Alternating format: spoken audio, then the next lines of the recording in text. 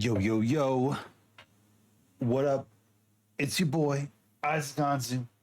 The music is very quiet. I understand. Let's turn it up a little bit.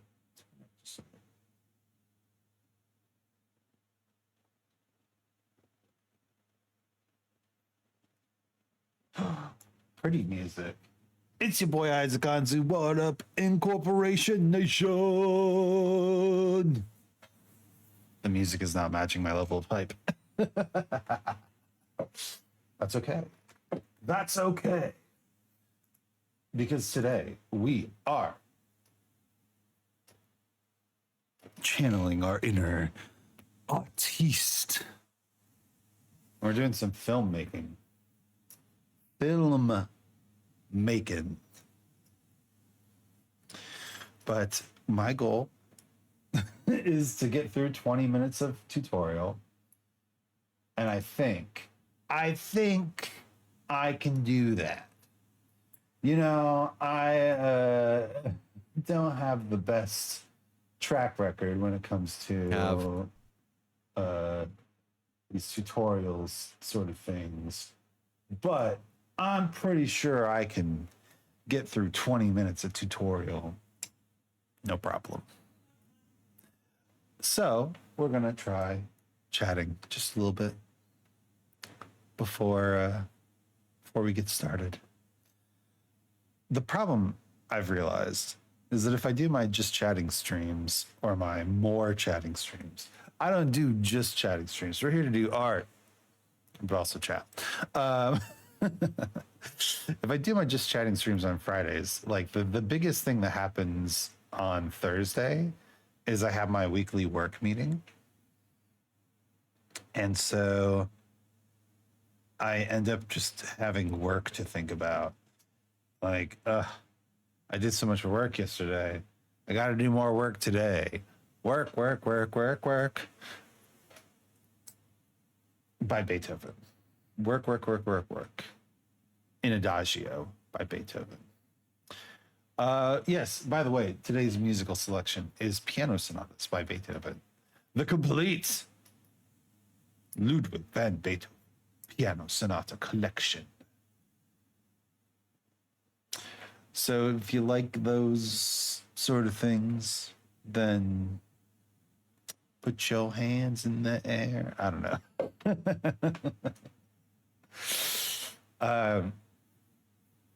But yeah, actually, I do have a work story.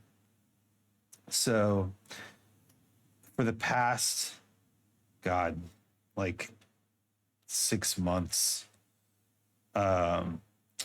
we've been working on a particular project at work. Oh, hey, Cass. Hello. Thank you for the raid. Whoa. Streaming Call of Duty Black Ops Cold War. Hello. How are you? Welcome, Cass and friends of Cass. You got dead a lot? Well, is there a game where the objective is to die a lot? Like, I understand that there are games where you can die a lot, like roguelikes, but it's not the goal. Is there a game whose goal is death? I feel like that could literally be the Souls games. Yeah, but people try to beat them without dying. This is what I'm saying. Like, is there a game where death is the goal? And I guess you could say Spiritfarer, but it's not your death. It's the death of other people. You know, other people's death is your goal. But I feel like the goal for the creators was that. I see. Of course. It's about creator intent. It's the most important part. Well, I hope that you had a good time anyway. Sometimes, like, I think the best games make failing its own experience, right? It doesn't have to be a fun or good experience, and it probably. Whoa! Jiminy Christmas, I'm huge.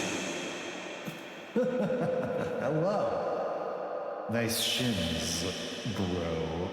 Do you like the tail? It's, and the hooves? Put them on the foot wiki. Go. Send me to the wiki. You know you want to. Actually, it's really hard to find shoes that fit properly. Because humans don't have hooves. It's really quite sad. Look, I just want... Horses don't get shoes? I don't think so. Yeah, well, they get horse shoes. But, yeah, I don't know. Those feel more like body modifications. You know what I'm saying? Like, could you imagine a goth horse with blinged out horseshoes? Like, horseshoes with chains on them. Horseshoes with spikes. Horseshoes with, I don't know, Invader Zim.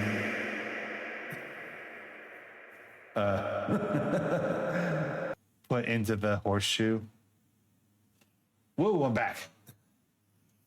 We can stop talking about feet now, thank God. Thank God. No, I was actually talking about work. Work. Ugh. I finished a months-long project recently, and we were waiting on data to verify that our work was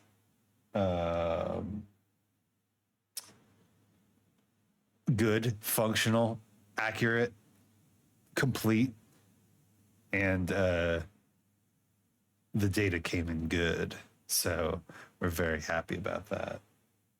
I'm about to con. Hi, Isaac. Hello, Ray. We were talking about horseshoes and blinging them out. And then we were also talking about work. Blah, blah, blah, work. Also, I watched that video that you sent over in the Discord because I will listen to anything that is posted in the music channel. In fact, I will listen to everything that is posted in the music channel. But yeah, I'm pretty sure I've heard the Eric Cartman poker face before. It's just wild that people could come across that today and think it is AI, but it is not AI. Trey Parker really did sing Poker Face as Eric Cartman. How are you? Well, as I was just saying, my months-long work project has finally come to a reasonable conclusion. So we're hoping that this month will be calmer, quieter. Although now that the project is at its conclusion, we have to report the results. So let's hope the reports go well. We'll see. But yeah, it's just work. So glad to hear. It's been a huge headache, especially because a ton of the problems on the project are not my fault at all. They were the fault of a person who's no longer with the company, because of course they were. There's no one to blame. There's no one to berate. There's no one to storm off and curse under your breath. Well, I guess you can still curse them, but they won't hear it. It became your problem. It became my problem. That's right, Lumi.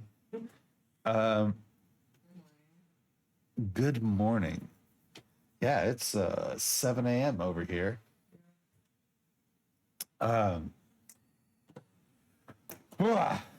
blah blah blah. Actually, Lumi and I had a bit of a late night, if you know what I mean. We're planning we're planning a trip. I cast tungsten ball sack on them. Clank. Yeah, we're figuring out. We usually do a trip in August, not on purpose, but because people keep getting married in August, and we would like to attend their weddings. And we decided that this year, instead of languishing in the bowels of Ohio, we are going to go on our own trip after we languish in the bowels of Ohio. And I think we picked Ireland. I've never been to Ireland before. I gotta practice my Irish accent.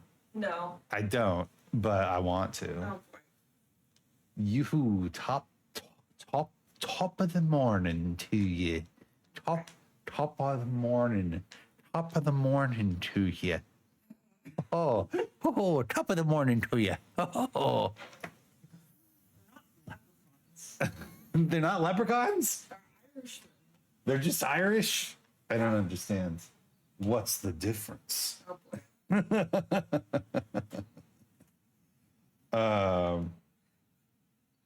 Oh, interesting. Discord finally notified me that I'm online. Yeah. Look at that. Who the F is Tom Holland anyway?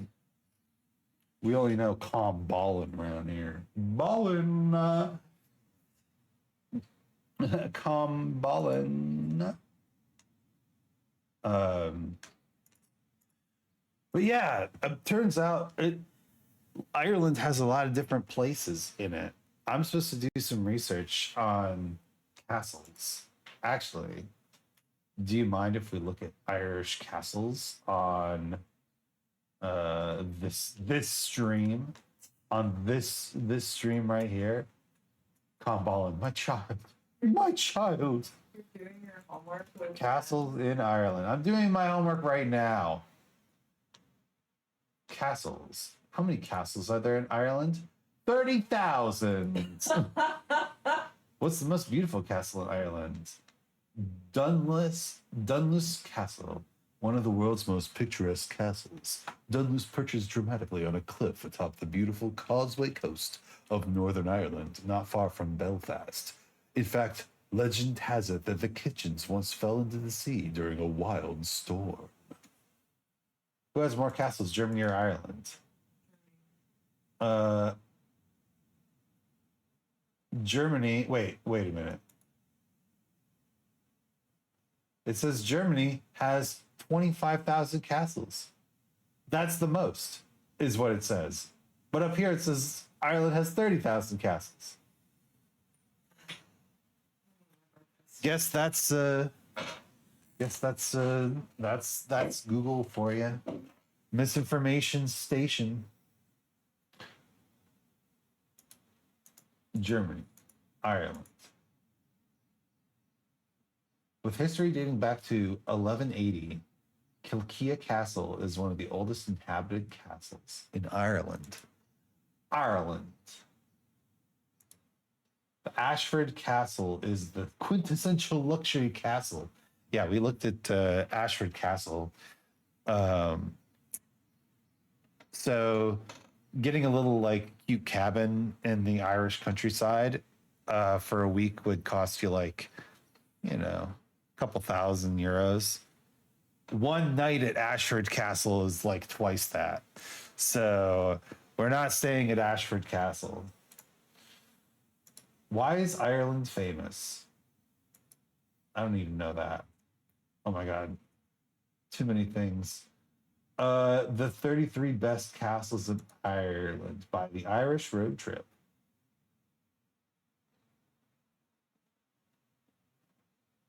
It's believed that there are around 30,000 castles. Who believes it? Who's believing this stuff?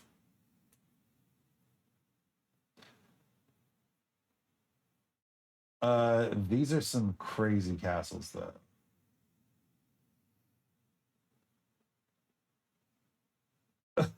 I managed to finish making the roof of my friend's house. Now it's time for refurnishing in Minecraft. Isn't like furnishing and refurnishing the hard part?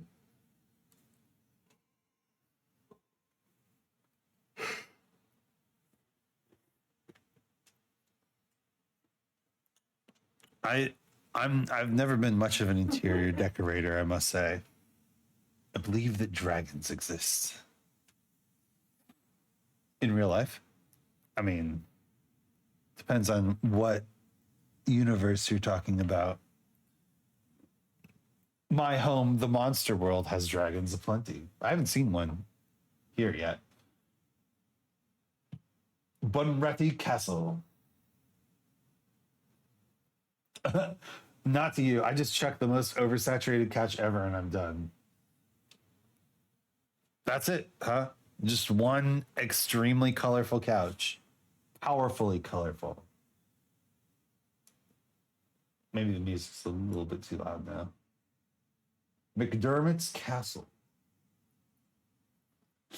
Oh, Komodo dragons? Well, but that's just like a moniker, right? They don't breathe fire. They don't have wings. They are not intelligent.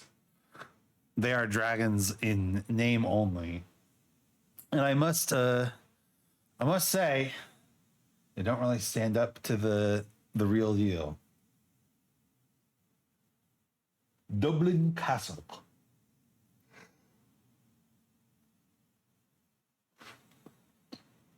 There's a castle just straight in Dublin. Ah, you're saying they spit venom instead of fire? I guess green dragons do spit poison, huh?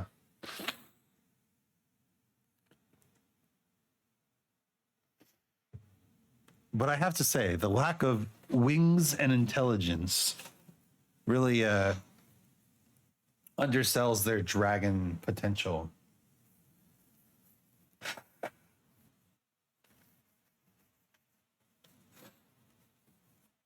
King John's Castle. King's Island in the heart of Limerick City, where it overlooks the River Shannon.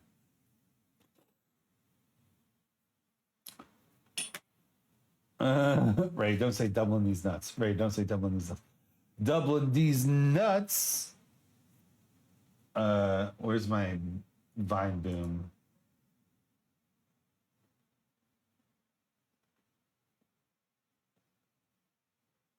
Got him. Got him. What are these message effects? Oh.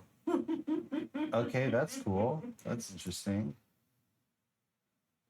The urge was strong.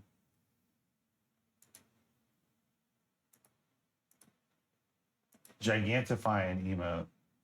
Can I gigantify an emote?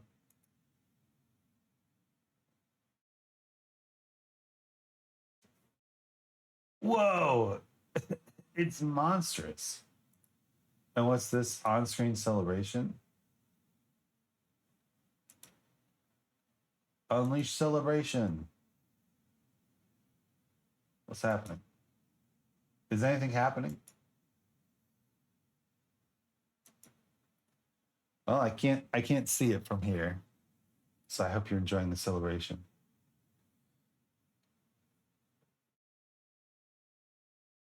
Here's Kilkenny Castle. Ross Castle. Cahir. Athlone. How is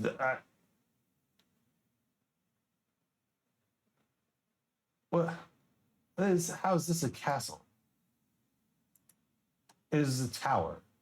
Is this what counts as a castle? No wonder they have 30,000 castles. No wonder they don't know how many castles they even have. They're just counting every random ass tower that shows up in the countryside. Look at this. That's not a castle.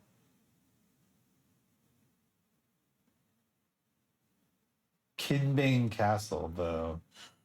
Pretty slick name. Kinbane Castle.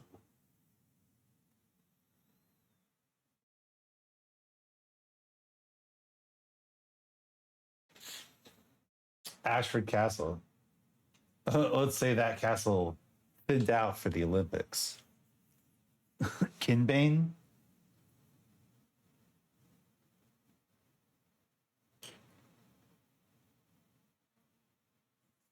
I don't understand your joke, Ray. I'm sorry.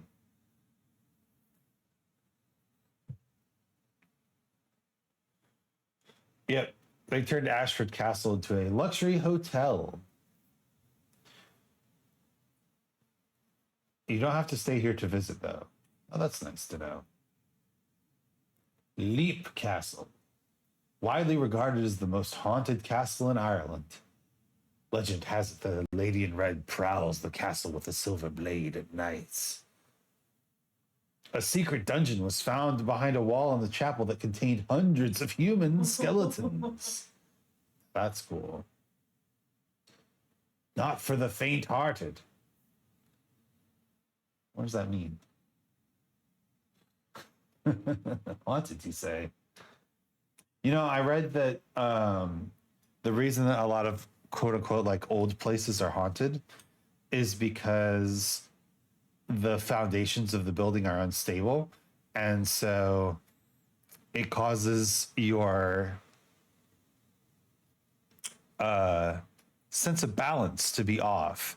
And when your sense of balance goes off, your eyes have to compensate to create more.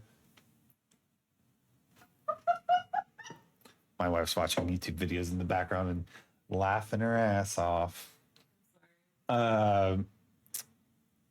It's beautiful.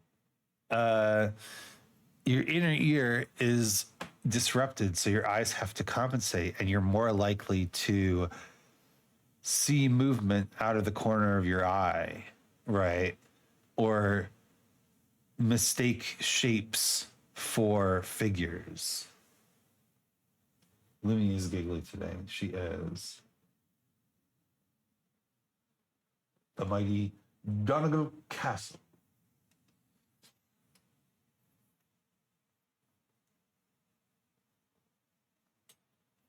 One of the most impressive castles in Donegal. Damn, Donegal Castle can't even like stand to be the most impressive, the biggest, the baddest castle in Donegal. Let's go on a trip. If you've had your fill of Irish castles, or you'd like to see what else Ireland has to offer, here are some guides to get stuck into. Let's learn about the Dingle Peninsula. Everything you need to know about the Dingle Peninsula. I've spent more weekends on the Dingle Peninsula than I have on any other county in Ireland. It's home to countless attractions and like the buzzy little Dingletown. Oh my God. Can we go to Dingletown? Why do I feel like I'm going to get greeted with like a cup of like flower nectar by a little like fairies that are like, hello, welcome to Dingletown. Oh, hello, welcome to Dingletown. Oh. Dingle, Ireland. The place never gets old. Dingle, Ireland. A fine base for adventure. Oh, there's bed and breakfasts. You know, that might be worth looking into. A bed and breakfast. Endless nearby attractions.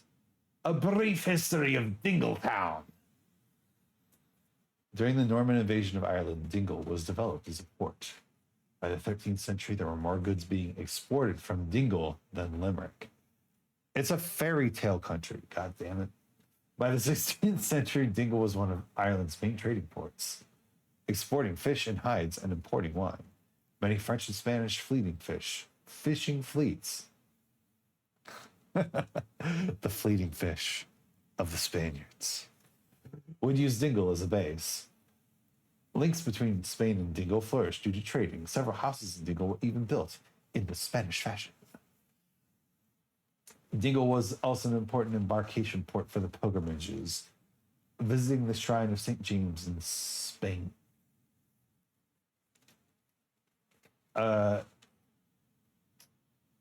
Things to do in Dingle.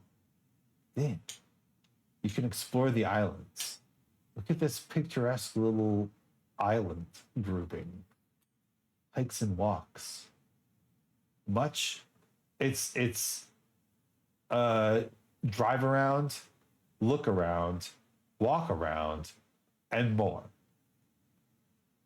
Go to the beach. Eat at the restaurants. Honestly, the restaurants are probably insane. Pubs in Dingle, hotels in Dingle. Where is Dingle? Is Dingle worth visiting? It can get fairly manic during the busy summer months, but the town makes a great base to explore from, with plenty to see and do nearby. Thank you for the Dingle. Thank you for the Dingle information. The Dingle information.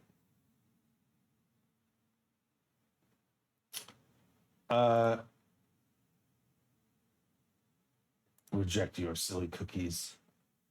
This is from Heritage Ireland.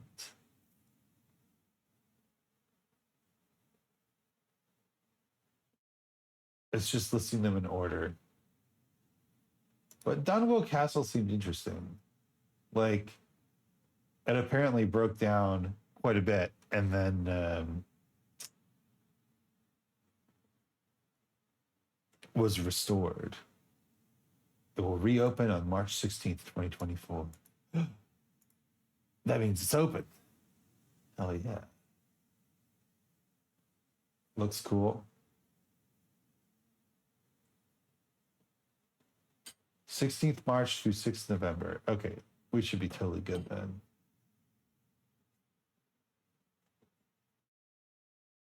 In the center of Donegal town. So let's look up Donegal. See if Donegal. Where is it?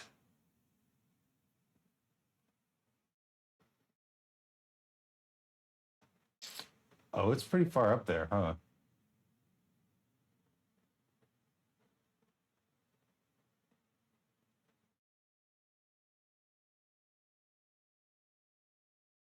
Maybe. Well, we definitely want to go to Dublin, and Dublin is like down here. So that would be quite the journey. Maybe it's too far away. I'm not the one who's too far away. Let's click for a high-res version. Give me that high-res. Donegal Castle. All right. So you can tell where Dublin is because that's where Dublin Castle is. Castle Rock. Oh, the tower. Just a single tower. It's not a castle. It's just a tower. What are they doing? What do they think they're doing? Kilkenny Castle, though. The Rock of Corceo. Kilkenny Castle. Yes, hundreds of thousands of tourists visiting its grounds every year.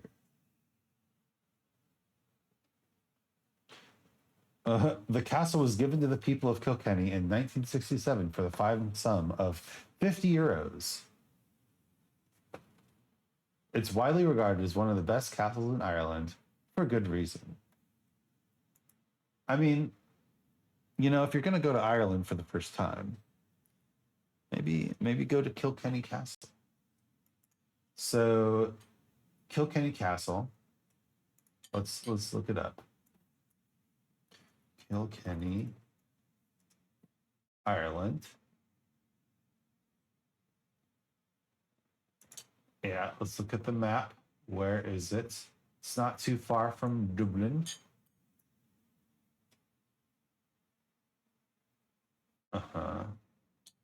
Visit kilkenny.ie. Use necessary. County Kilkenny is a place to gather where culture and adventure, city and countryside, and friends and family meet. There is so much to explore in the medieval city. Beyond. Explore Ireland's Medieval Mile, a discovery trail running through Kilkenny City. Honestly, that seems amazing.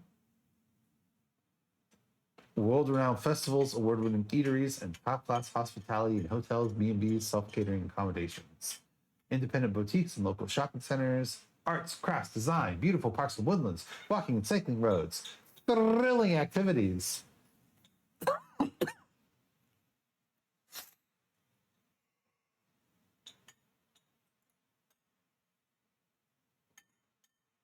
Give me 10 reasons to visit Kilkenny this summer. Wonderful. Yo, it's Nova Swarm VT cubed. What's up? Hello, welcome. My name's Isaac Anzu, the lyrical, clerical, chimerical VTuber. How goes it? Better now that you're here. Hey, we are looking at places in Ireland. Did you know that they have really low standards for what a castle is in Ireland? Okay, so this here, right here, let's just like Clowhouter, right? I'm not going to spell that correctly. Clowhouter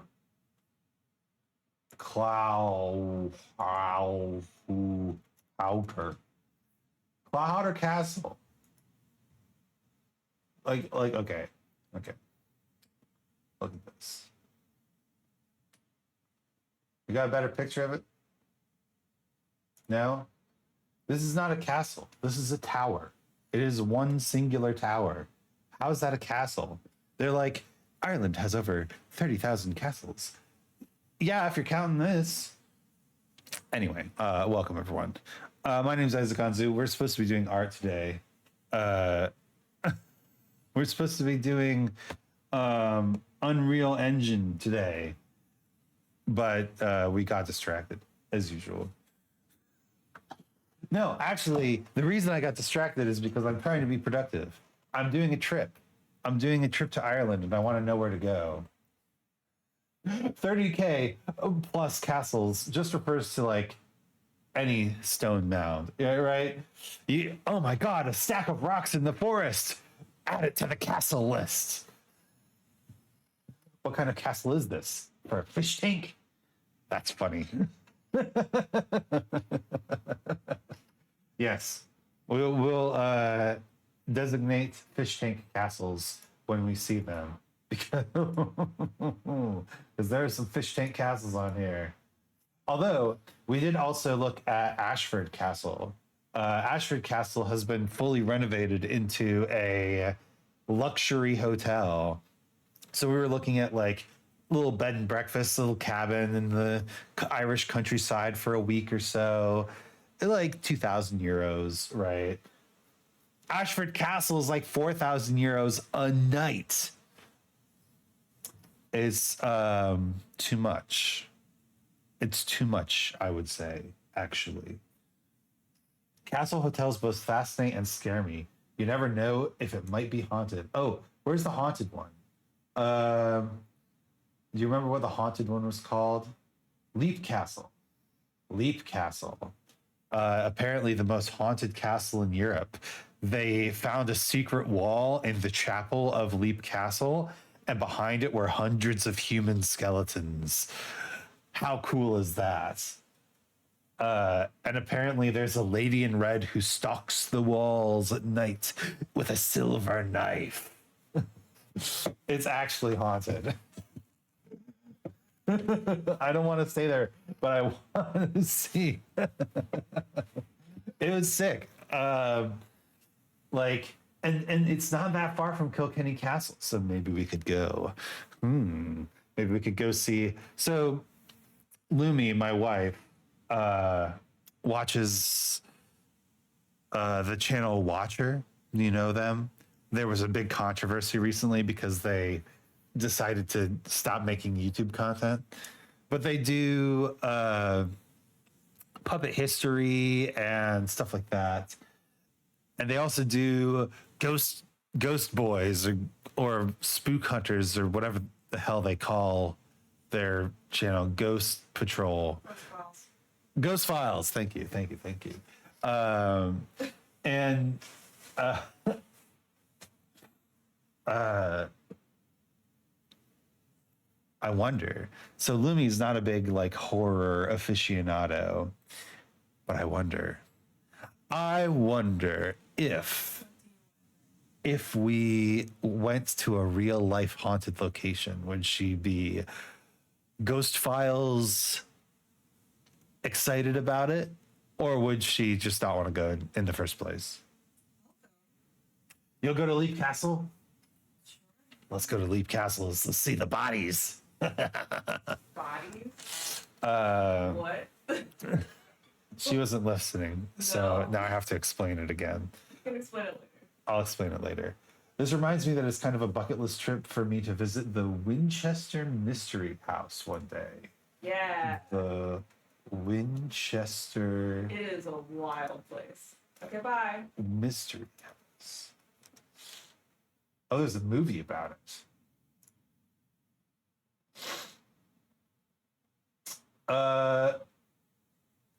What is this website? This is what happens when we move away from HTML. Experience the ultimate exploration of Winchester Mystery House with our Explore More tour. A unique opportunity to see even... No, just tell me what it is. Okay. Obviously, their website is dumb. The Winchester Mystery House is an architectural wonder and historic landmark in San Jose, California. Ooh. It was once the personal residence of Sarah Lockwood Pardee Winchester, the widow of William Mort Winchester. My God, these names are so fantastic. An heiress to a large portion of the Winchester Repeating Arms fortune. God, that's such a American tale, isn't it? Tragedy befell Sarah. Her infant daughter died of a childhood illness, and a few years later, her husband was taken from her by tuberculosis. Shortly after her husband's death, Sarah left their home in New Haven, Connecticut, and moved out west to San Jose, California. There, she bought an 8-room farmhouse and began what could only be described as the world's longest home renovation, stopping only when Sarah passed on September 5th, 1922. Tragedy befell me. I crafted all my logs.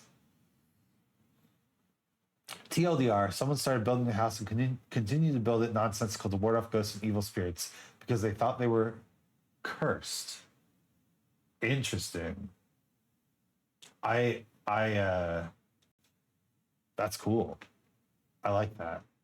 From 1866 to 1922, construction seemingly never ceased as the original 8-room farmhouse grew into the world's most unusual and sprawling mansion, featuring 24,000 square feet, 10,000 windows, 2,000 doors, 160 rooms, 52 skylights, 47 stairways and fireplaces, 17 chimneys, 13 bathrooms, and 6 kitchens. But what remained is indeed a mystery. Even before her passing, rumors of a mystery house being built by an eccentric and wealthy woman swirled. Was she instructed to build this home by a psychic? Was she haunted by the ghosts of those felled by the gun that won the West? Did the construction truly never stop? What motivated a well-educated socialite to cut herself off from the rest of the world and focus almost solely on building the world's most beautiful yet bizarre mansion? Well, probably the money, right? Money makes people act in strange and unnatural ways.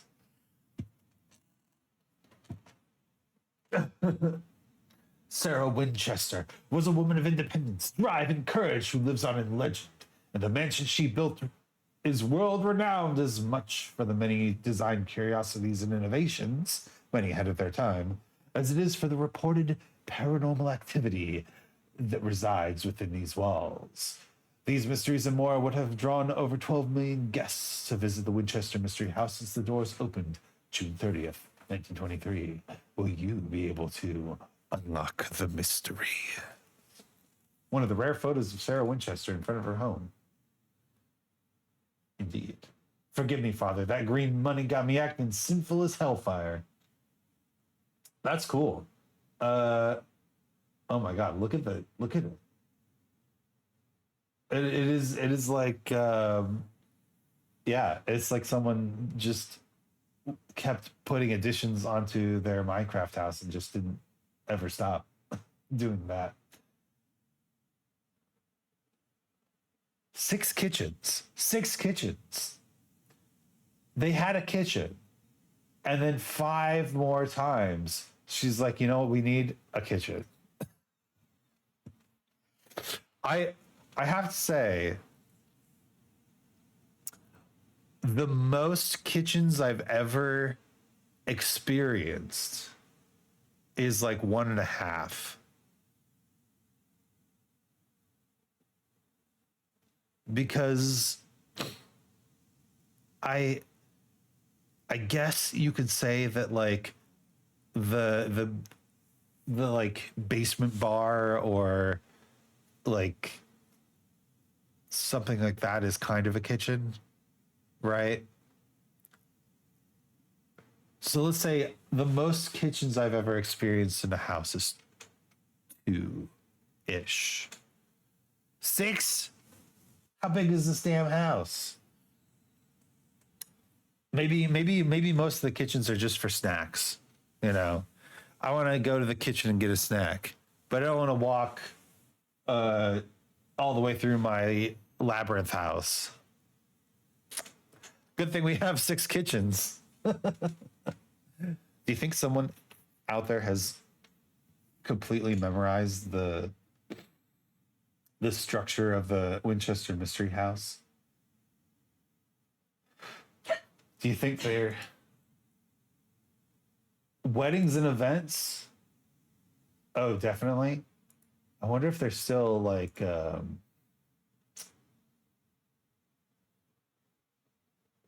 my God. Yes. All the goths are going to get married at the Winchester Mystery House. Look at that. Look at that beautiful goth couple. There are definitely enough fanatics about this house for someone to have memorized it.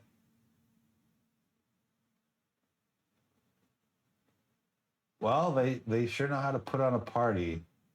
Never miss a mysterious moment. Sign up for our newsletter to learn about special events, exclusive newsletter promotions, and other mysteries. Does anyone sign up for email newsletters anymore? I don't think that that's a thing that anyone ever does.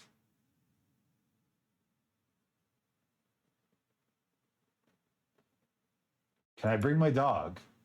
Nope. Is the house climate controlled? Nope.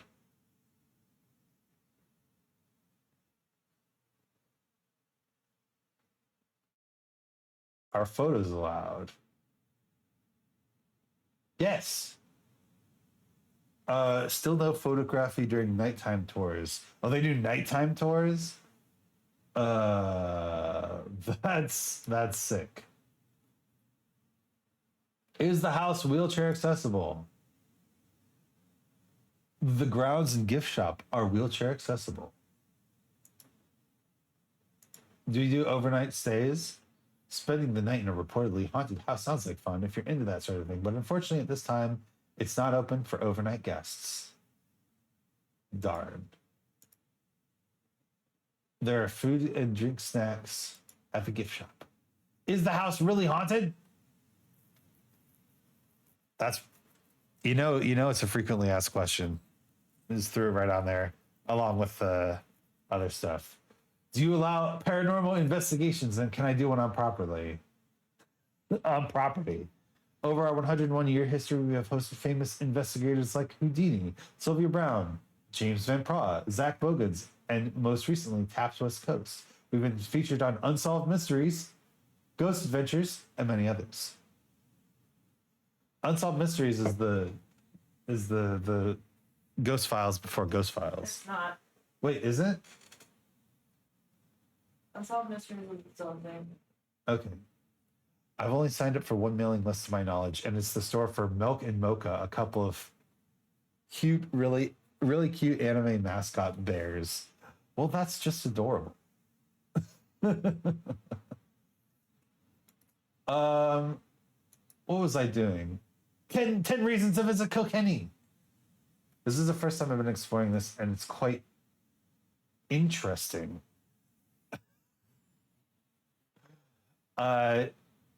Ray, your alternate spelling of the word interesting broke my brain. But that is how I pronounce interesting. Why do we go to Kilkenny? The Medieval Mile, fantastic food and drink. The great outdoors, gigs galore, creative crafts, shop till you drop, Castle Comer Discovery Park. Wait a minute. The longest zip line over water in Ireland? That actually sounds kind of fun. Butler Gallery, a contemporary art gallery. That's cool. And Kilkenny Castle. All right. Kilkenny seems like it'd be cool to visit. Maybe I'll go to Kilkenny. I'm designed to break minds through Sil-E. Sil-E Ness. Ness, spelled backwards, is Sans. Finally, we've cracked the mystery. Now we can start working on whatever the hell we were supposed to be doing this whole time.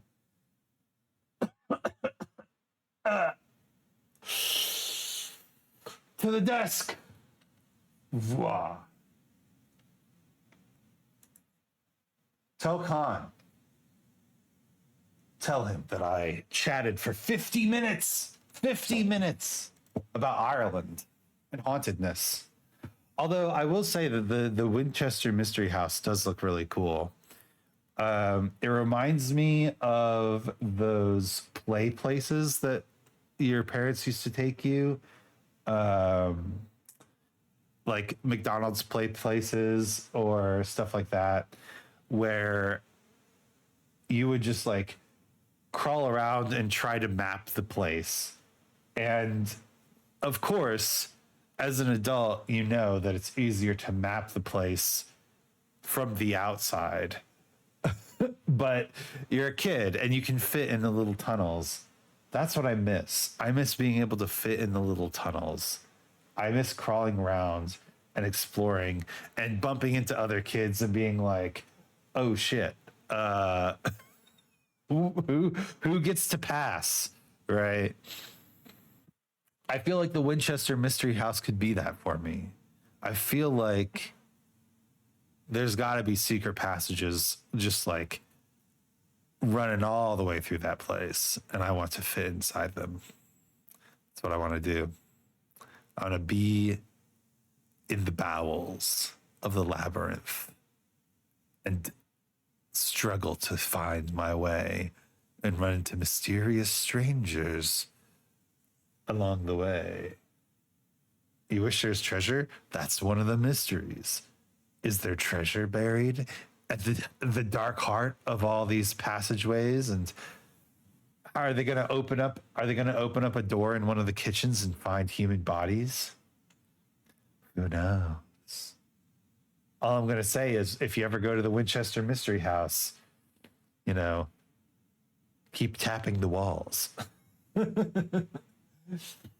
Hello, Crundle. Will do, boss. Thank you for conveying my message. But actually, the next time you talk to Khan, I will probably also be talking to Khan, because I'm going to be a guest star on his stream tomorrow. We're going to do a little bit of music together.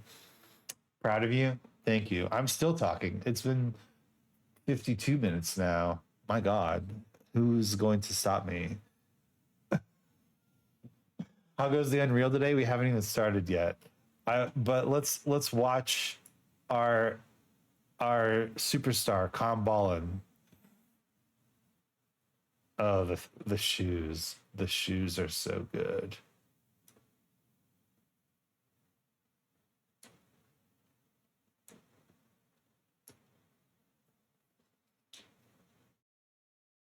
That's perfect. Beautiful. Walking down the street, running down the street, tripping down the street. You'll pass on the cramped secret passages.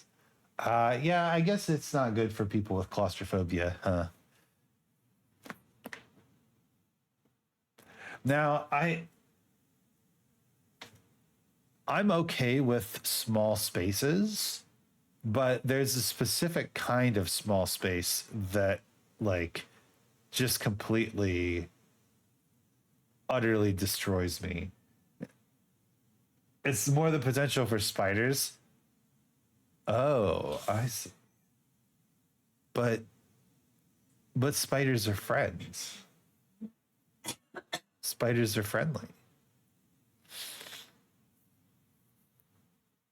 I'm too big for small. I hate caving the most, especially going in hell pits. Caving is the more you hear about caving, the scarier it gets, right? But it's actually pretty fun. I've gone caving. As long as you are with a guide, you should be good. These like all the stories you hear about people like dying in caves is like it's always solo, right? It's always solo caving. Like, why would you do that? Never solo cave, please. We don't want a nutty putty situation, right? We don't want to. What's the cave that internet historian talked about? We don't want that situation either. When I nuke the spider from orbit, I say, it's just a prank, bro. It's just a prank, bro. I gotta say, this music is pretty fantastic for this scene.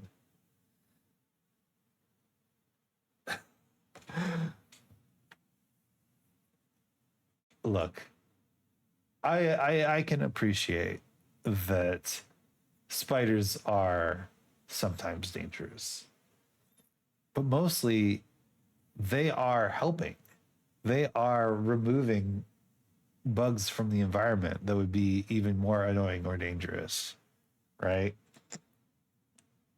Like mosquitoes or whatever. All I'm saying is that spiders are friends.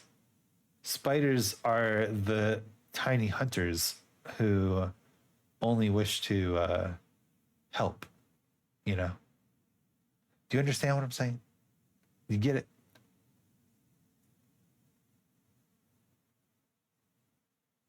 Look at Kham Ballin fall.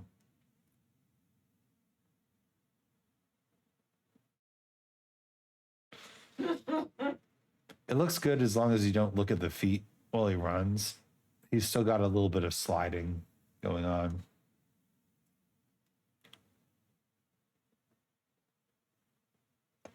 It's close enough.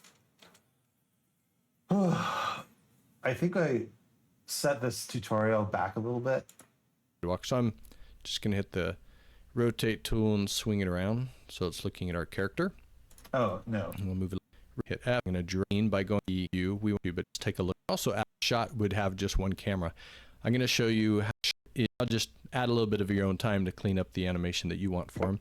Now, this character is done in this particular bunch of action. Now, we could call this a shot, but generally a shot would have just one camera.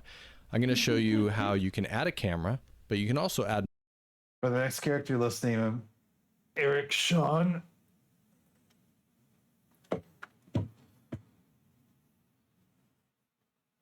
What? I don't know if we're gonna have another character on this stream. Yes, me and Kham Ballin are gonna be on Wiki Feet together. What? Right there. That's the shot. The Wiki Feet shot. Go Kham, go Kham. All hail Sir Isaac king of camera placement. Greetings, Delu.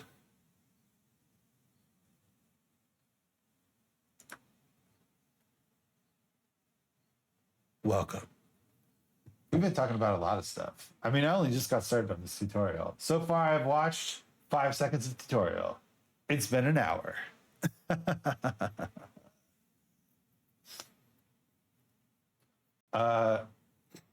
Is Eric Sean supposed to be a reference to something? Dildo has an idea. I'm ready. I'm going to listen to the tutorial Multiple just a little cameras for coverage of this shot from multiple angles. So let's take a look at that now. If you stop your animation and go back to the beginning, not that you have to, but just have a fresh start here. Let's say our first camera view, we want to have kind of looking at him from the front. I'm going to hide up the character here on the track. Then I'm going to bring a camera into the scene by going up to the camera button here, and you'll see there's a Cine Camera Actor. I'm going to drag that in and pull it up a little bit. And oh shit. Camera button. Cinematic. Cine Camera Actor.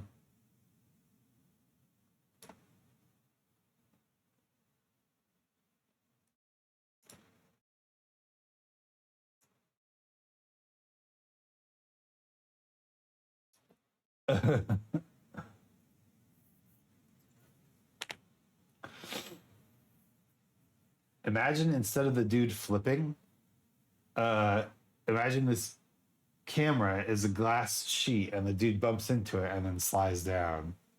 Like a wonk sort of situation.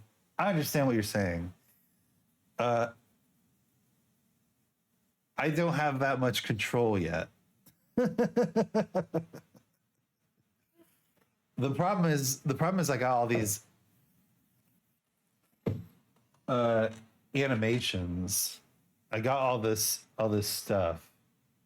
So see now we can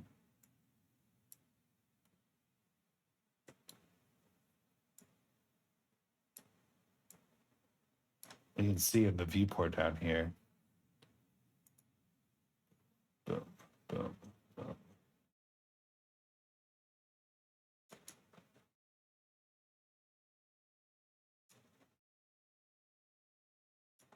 Yeah, that would be funny. Flip it is. Yeah, all these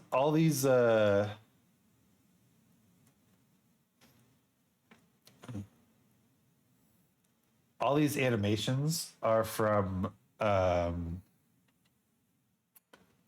website with like free animations on it. So I have very little control. This is a good tutorial because I'm just learning how to move around and add things to timelines and stuff like that. Here we see the standoff, camera versus Kham Ballin. hit F, and you'll see it's looking down the other way on the sidewalk. So I'm just going to hit the rotate tool and swing it around so it's looking at our character. Baby steps, exactly. And we'll move it a little closer. Yeah, there's a friend of the channel, Megalian, or Mags, who stops by all the time. And he's like sending me like, here's the 6 levels of how to build textures in Unreal.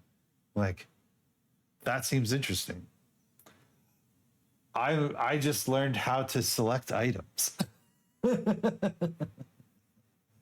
I think that's important. You got to take your time. Maybe it's not too wide, whatever. Now I'm moving the camera, but in a minute we'll actually look through the camera. I'm just getting it in a rough position for now. If you have a camera, you have to have it in your sequencer so that you can render through it in the way that we're doing it. There's other ways to set it up, but for now, just do it this way.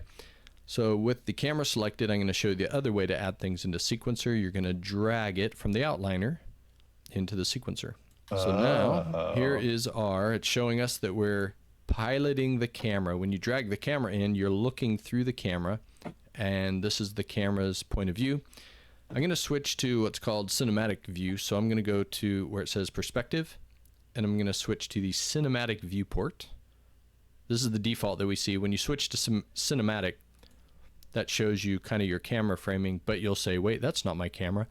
When you switch to cinematic viewport, it kicks you out of your camera. So to go back looking through your camera, just come down here and click on your camera icon again.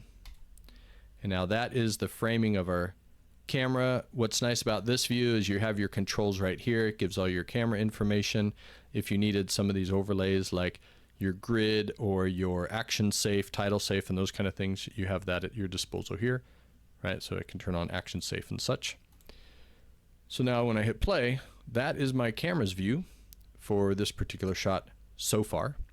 Now I can animate the camera position. I can animate anything about the camera, actually, also the field of view and all sorts of other things, but we'll get to that in a sec. Let's just start with this camera. And for here, he walks for a few frames. And let's say from here, I want to switch to, you know, a side view camera.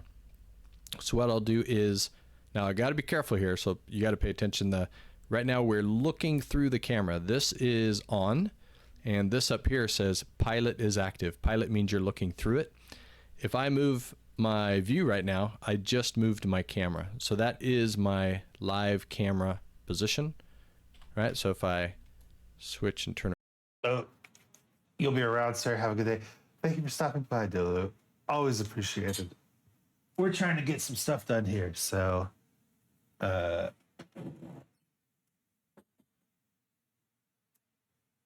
it might be low chatting hours time.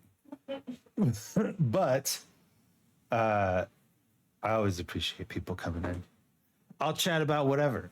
Haunted houses, Ireland, stupid castles, whatever. Around here, I'm looking through the camera, therefore that is the new camera position. If you didn't want to do that, well, you just did. So what you can do is, if you did you right now, we're looking through the camera. This is on, and this up here says pilot is active. Pilot means you're looking through it. If I move my view right now, I just moved my camera. So that is my live camera position, right? So if I switch and turn around here, thing. I'm looking through the camera, therefore that is the new camera position. If you didn't want to do that, well, you just did. So what you can do is, to switch to another camera and to turn this off, is either hit the eject button here or hit the camera icon here, and that takes you out of the camera. And now you have, oh, there's that catch you got to look out for. If you're a Maya user and you hit Alt and to tumble around, if you happen to hit Alt and hit the character's transform tool or any of the manipulators, it makes a duplicate. It's useful in some cases, but not when you don't want it to happen. So keep an eye out for that. Just delete it if you happen to do that. So I'm going to hold Alt and not do that again. So let's say All right.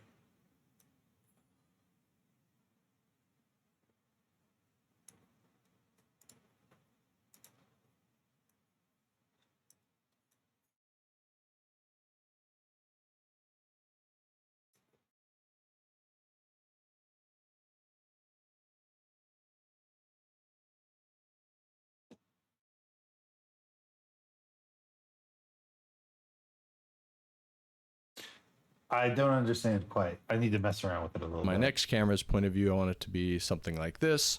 So I'm going to make another camera, and I'm going to drag a new camera actor into the scene and pull it up. Now you might say, where'd the camera icon go? Hit G. So if you're ever missing a camera or all your lights, just hit G. That's the toggle to flip them on and off. And I'm going to rotate that one just as a quick first view here, and then I'm going to start looking through that camera. That camera is called Cinecamera Actor 3. You might say, wait, here's 1. Why did it jump to 3? Don't worry about the naming. Just change the name when you need to. So I'm going to go back to my first camera, actually. I'm going to hit F2 to rename. I'm going to call it Cam 1. I'm going to go to the next one that I just made, hit F2, call it Cam 2. Sure. And you can call it whatever you want. You can call it Cam Side, Cam Front. It's just a name. But I need that camera Since I renamed it, I lost it in my outliner here. So I'm going to type cam to go find it. Cam 2 right here. I'm going to drag it into my sequencer. Again, to be able to use a camera, it's got to be in your sequencer. I'm looking through it currently. And what I'm going to do for this one is I'm going to keep it really close to the character and have it follow the character for a little bit. So all right. So let's look through this camera.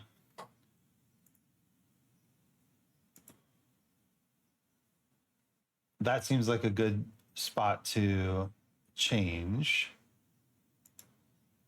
So eject the camera.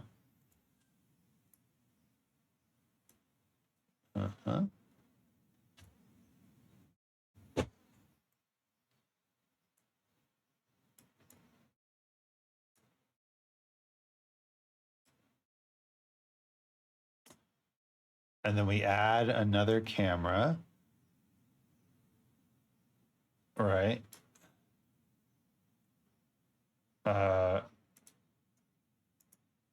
Rename it Cam 2. Drag it here.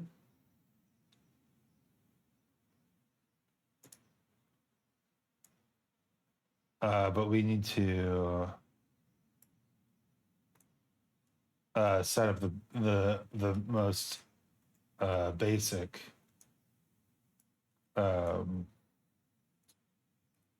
version, right?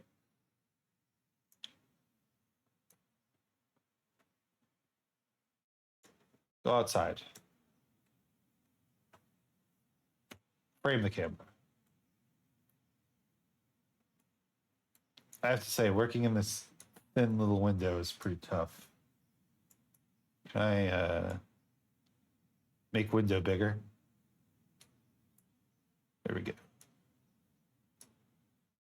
All right. We want to rotate camera like this. Look through camera. It's too close.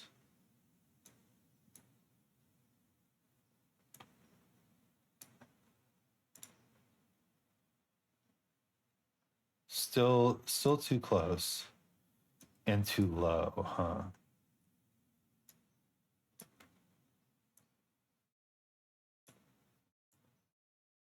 Let's get it just behind this guy's head. Still too close and still too low, huh?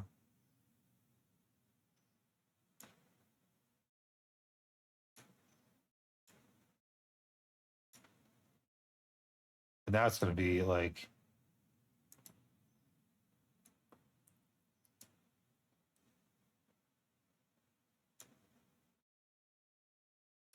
Yeah, what if we did it the other direction? Give me a nice 180-degree rotation here. What if we did it from inside the building? Inside the building.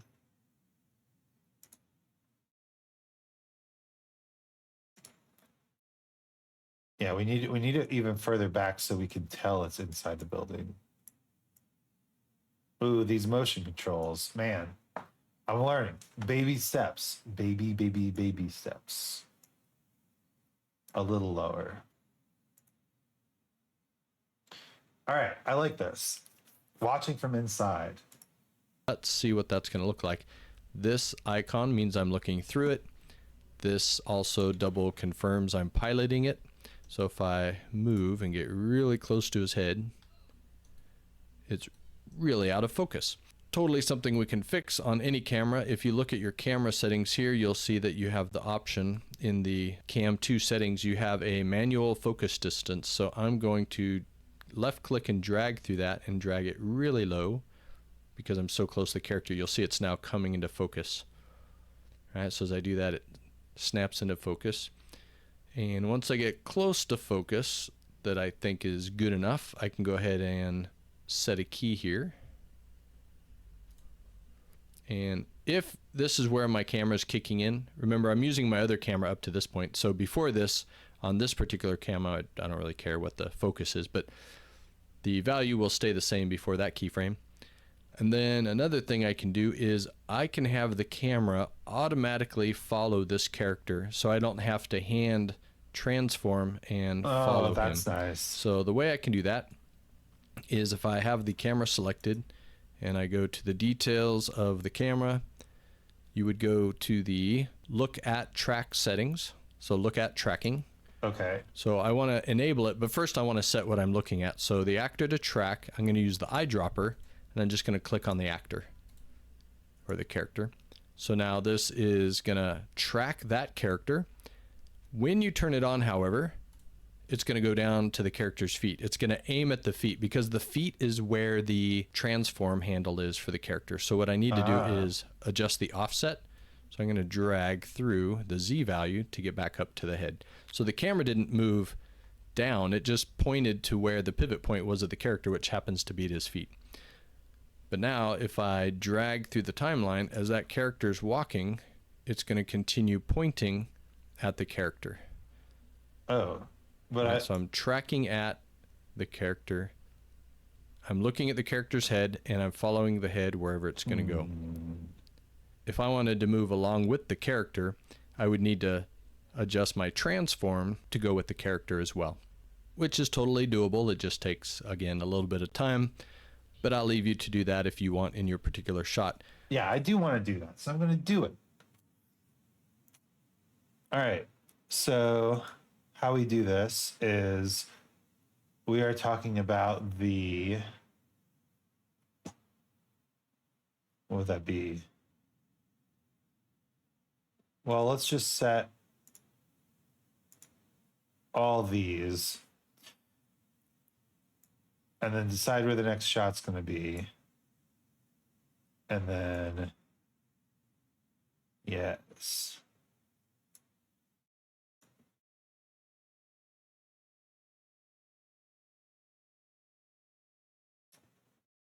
I didn't realize there was such a big wall there.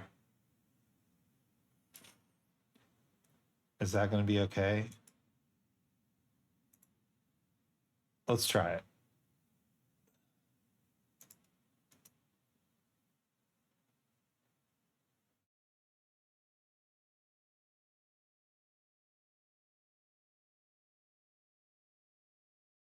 Oh, it's curving. It's curving. I want it to be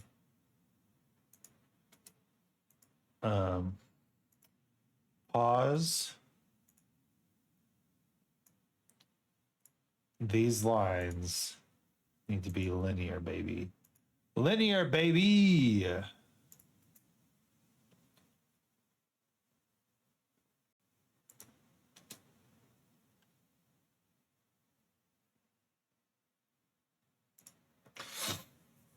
And maybe maybe we use the wall here as kind of a cut. So let's just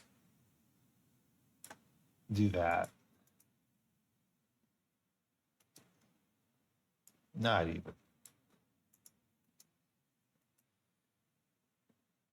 Oh wait, no. Yeah, this is what I want. I want the camera to end here. So what we need to do is we need to add a keyframe here and then delete that keyframe.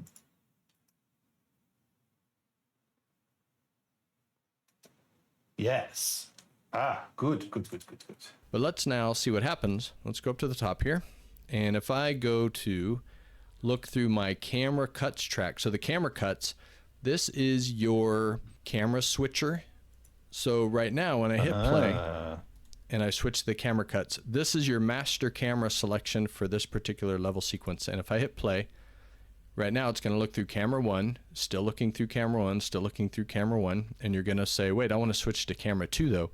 You can switch to camera 2, but you got to decide where you want to do that. So maybe let's say here, or I don't know where I was, maybe here, I want to switch to camera 2 in the camera cuts track. So I say, all right, switch cameras. Hit plus camera and go to camera 2. Now from in the timeline from this point forward, you're using camera 2. If you want to have a third camera kick in, you need to add a third camera to the scene. So I'm going to jump out of looking through my camera cuts here by clicking that icon. Come up here, and maybe I'm going to finish the shot from back here or something. So again, just going over how all this works, and I'm going to back up that camera a little bit. We'll say it's the sidewalk cam. All right, so for here, we're looking at his feet, and we'll say we'll look at his feet for the rest of the shot. The camera is still here in the outliner, but it's not in the level sequence, so I'm going to select it, hit F2, call it cam 3, and it needs to be in the level sequence, so I'm going to drag it in here. And I'm not going to deal with animating or adjusting. Well, maybe I'll at least adjust the foot focus for the moment. So I'm going to drag this down so at least it transitions to being in focus. And this is a keyable value if you want it to follow the character. I'll show you how you can automatically do that, or you can just set keys. So if I hit play, for the rest of the shot, that's what I see, him running and then running slow. Right now we're seeing it for the entire frame range because this icon is selected for camera 3. So whatever camera icon you have selected, that's what you're going to see for the frame range. If I come up and set it to the camera cuts, it's going to be camera 1, switch to camera 2, and then say from here, I want to switch to camera 3. I just click on this plus camera. It doesn't mean add a camera to the scene. It just means switch to a different camera here in the camera cuts. I'll switch to camera 3, and then now hit play, and it plays out the rest of the scene from that camera. So camera 1, camera 2, camera 3, and finally, let's say we want to have the focus automatically track the character. That's pretty handy as well. We don't have to keyframe it. We can go to camera 3. Okay, let's figure out where camera 3 is, and then we'll do stuff. All right. So we want to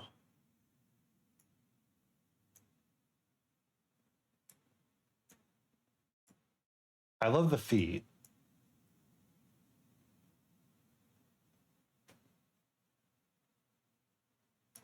Let's try to get good feet.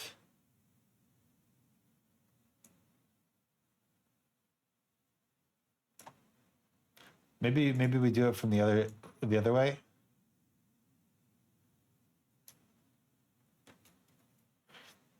Use the keyboard shortcuts.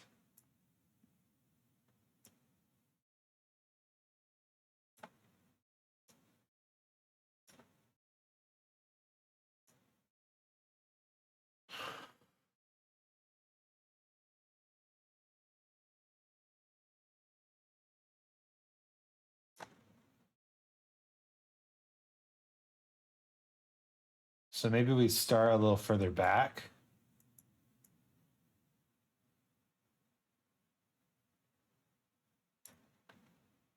Even further back.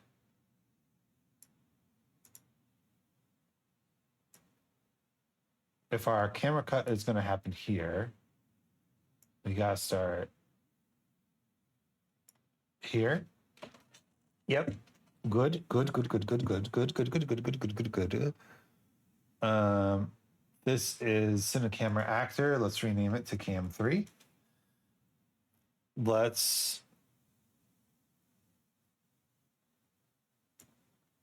drag it in.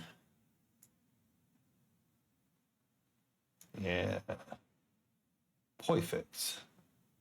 And we will make the focus follow him like they do. Like they do. Like they do. All right. And we do want to transform. So we'll start where the cut's going to be. The X location, make a keyframe. And then at the peak, we will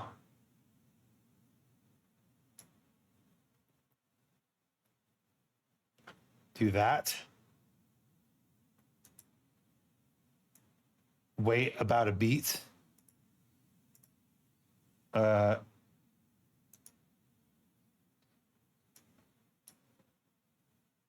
Which one do I want here? Not that one. Pitch. Yes. Pitch of 0. Set that keyframe. And then at the very end, we look down slightly. Frame it. Yo, Isaac, what's the best syllable limit for making lyrics? I have 4, and it feels limiting. Was it easier to fit it at 4/4? So, syllable limit for making lyrics.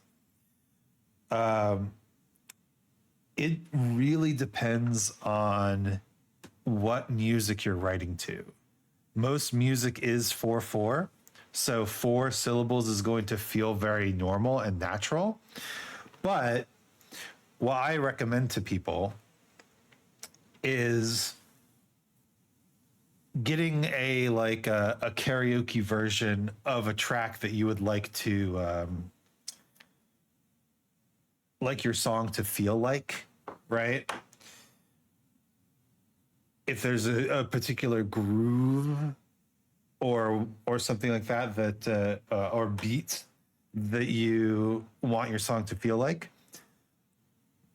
grab the karaoke track and write lyrics directly to that beat.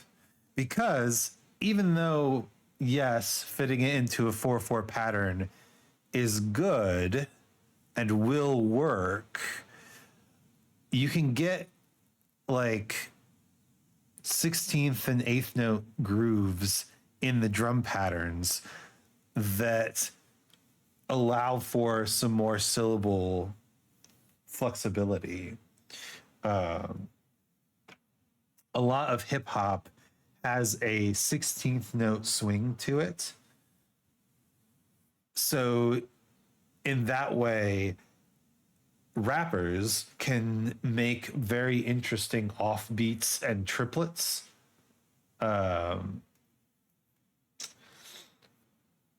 And still fit in the pattern of 4/4.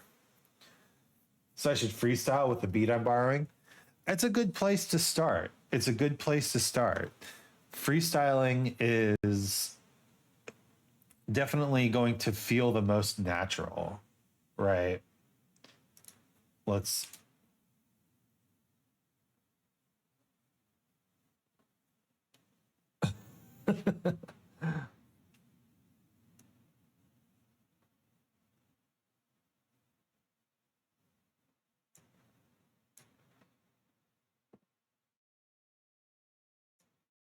adjust these ever so slightly.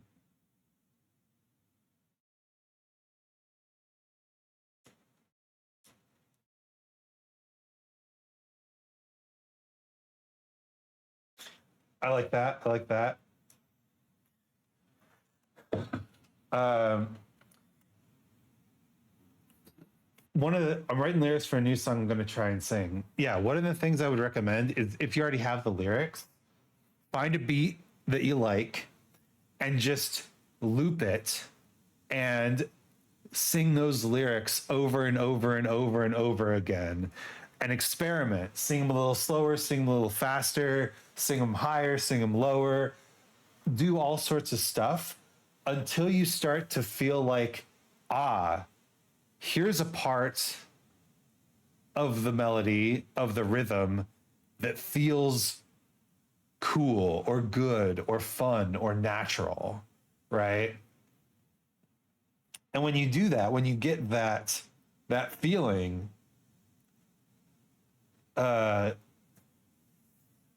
record it or write it down, because that is what you're looking for.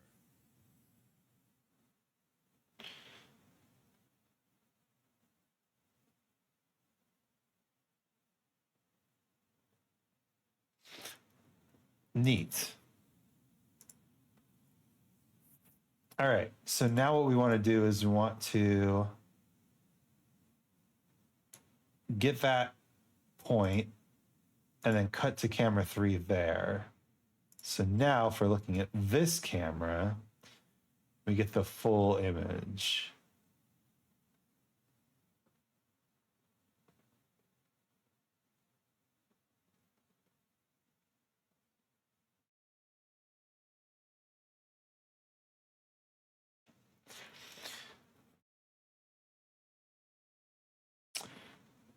Maybe we can do the focus blur thing, the focus follow thing in camera 1.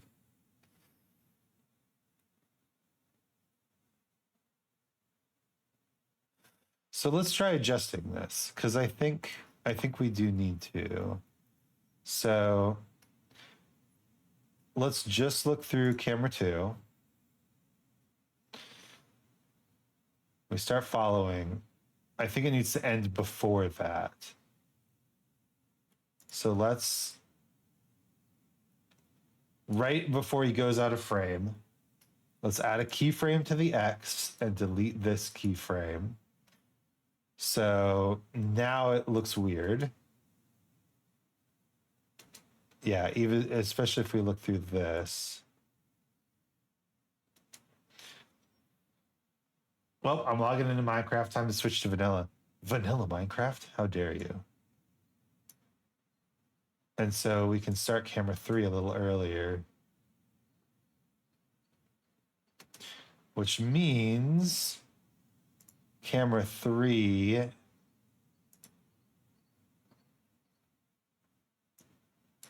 needs to start a little earlier, right? What frame is this? 102? Okay.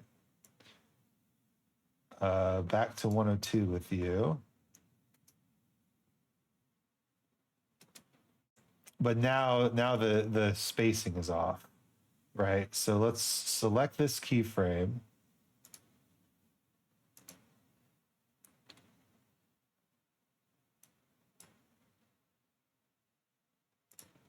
All right.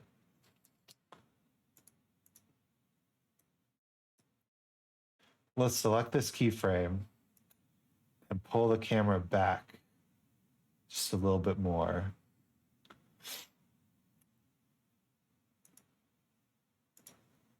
So now let's look through camera 3.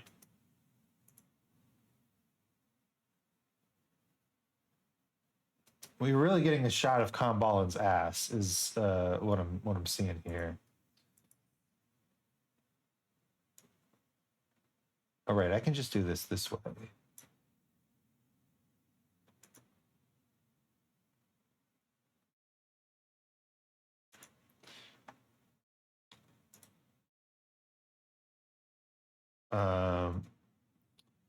He said G is how to.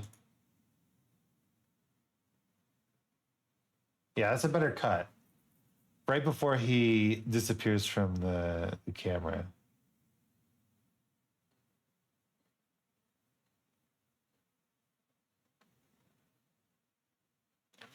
And I think my camera 2 is whack as well.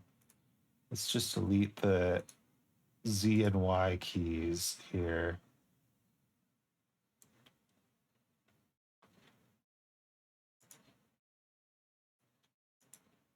Yeah.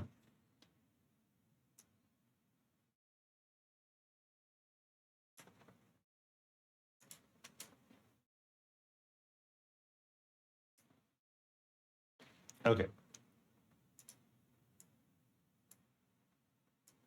We actually want this to be like, oh, that pillar is so annoying. Here. And then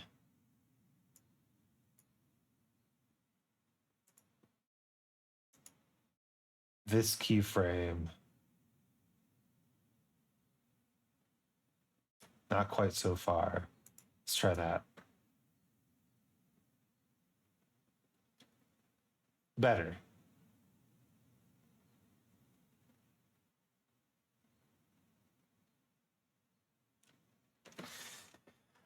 Better. All right.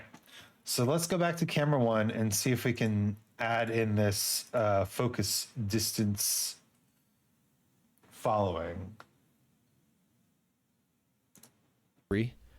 Go to your settings, and you'll see there's a focus settings. You open that up. The focus method, if you have it set to manual, you have to keyframe it yourself. But if you set it to tracking, and then you switch over to your tracking focus settings and click on your eyedropper again and go pick your character. And now it's gonna know the distance to the character. So if I scroll through here, he's gonna be in focus the whole time. So starting here, the foot's in focus. So if you hit play, his feet are gonna stay in focus all the way through the shot. So it's automatically tracking his focus. Is it? So let's say you're done with this shot and you want to render it out. We need the relative offset higher, right?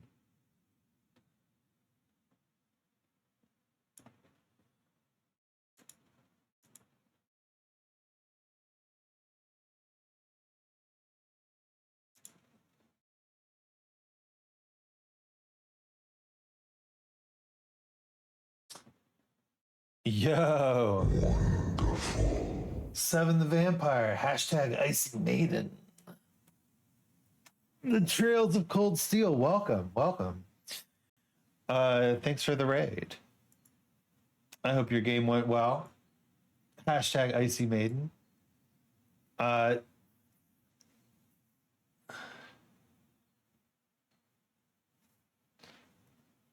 Cam 3's focus is way off, isn't it? Manual focus distance? No.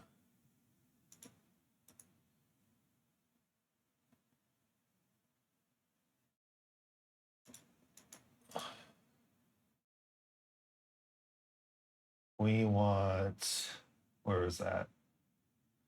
Focus settings. Tracking. Track the boy.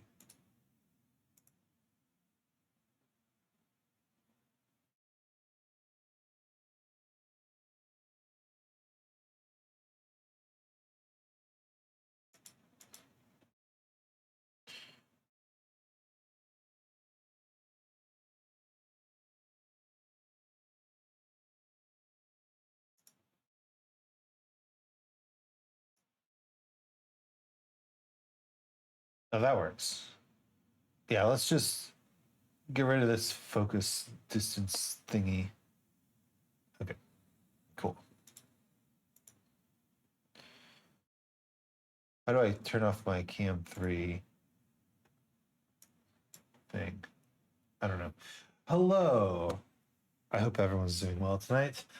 We are working on our short film. Because that's what this is. It's a short film. And I'm a director. Planning to study after stream and finish or work on an assignment. What assignments are you working on recently? Got anything cooking in the books that we need to know about? Why is Cam 3...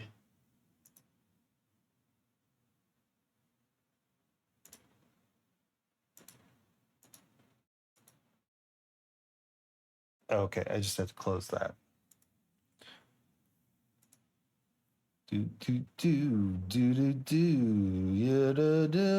Wow.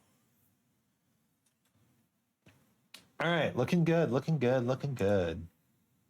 Computer sci like usual. Learned about security this time, and cookies are fucking scary. Yeah, that's why you have to, like, of course they're scary. That's why you have to get permission to have them now.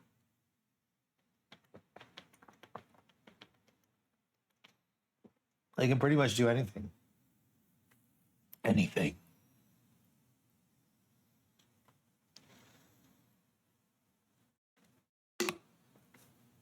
Ugh. All right. Let's save.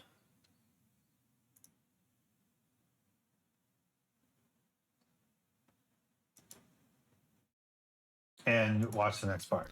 The easiest thing to do is just come over here to the slate icon, hit the icon, and it's going to default to an AVI sequence.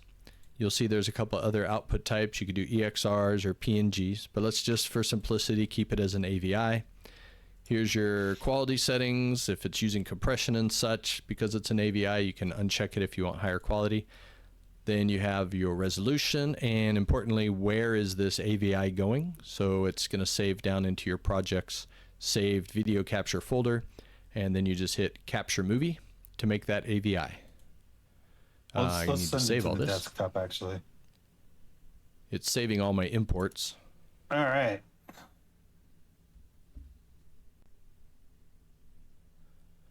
And then Oh, it can't write to the desktop? What? Okay. Why? Did I make I don't have a good place for this stuff yet.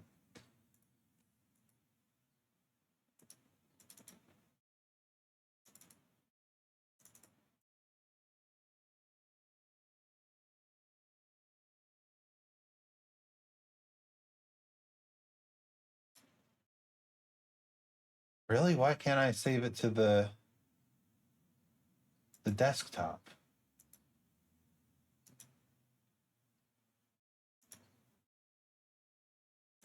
Let's just reset. Oh no, it kept it the desktop. All right, important stuff.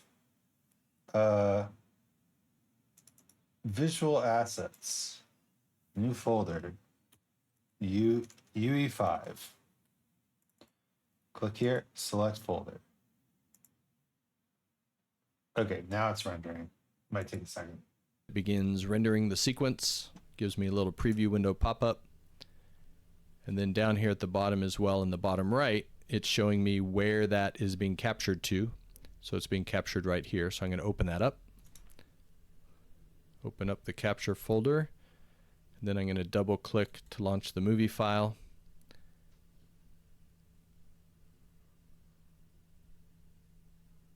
So there's my short film of that little sequence.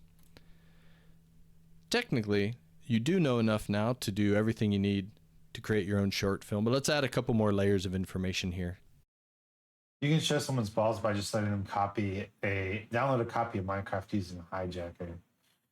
Yeah, it's wild, isn't it? All right, it's capturing the video. It's thinking real hard about it too.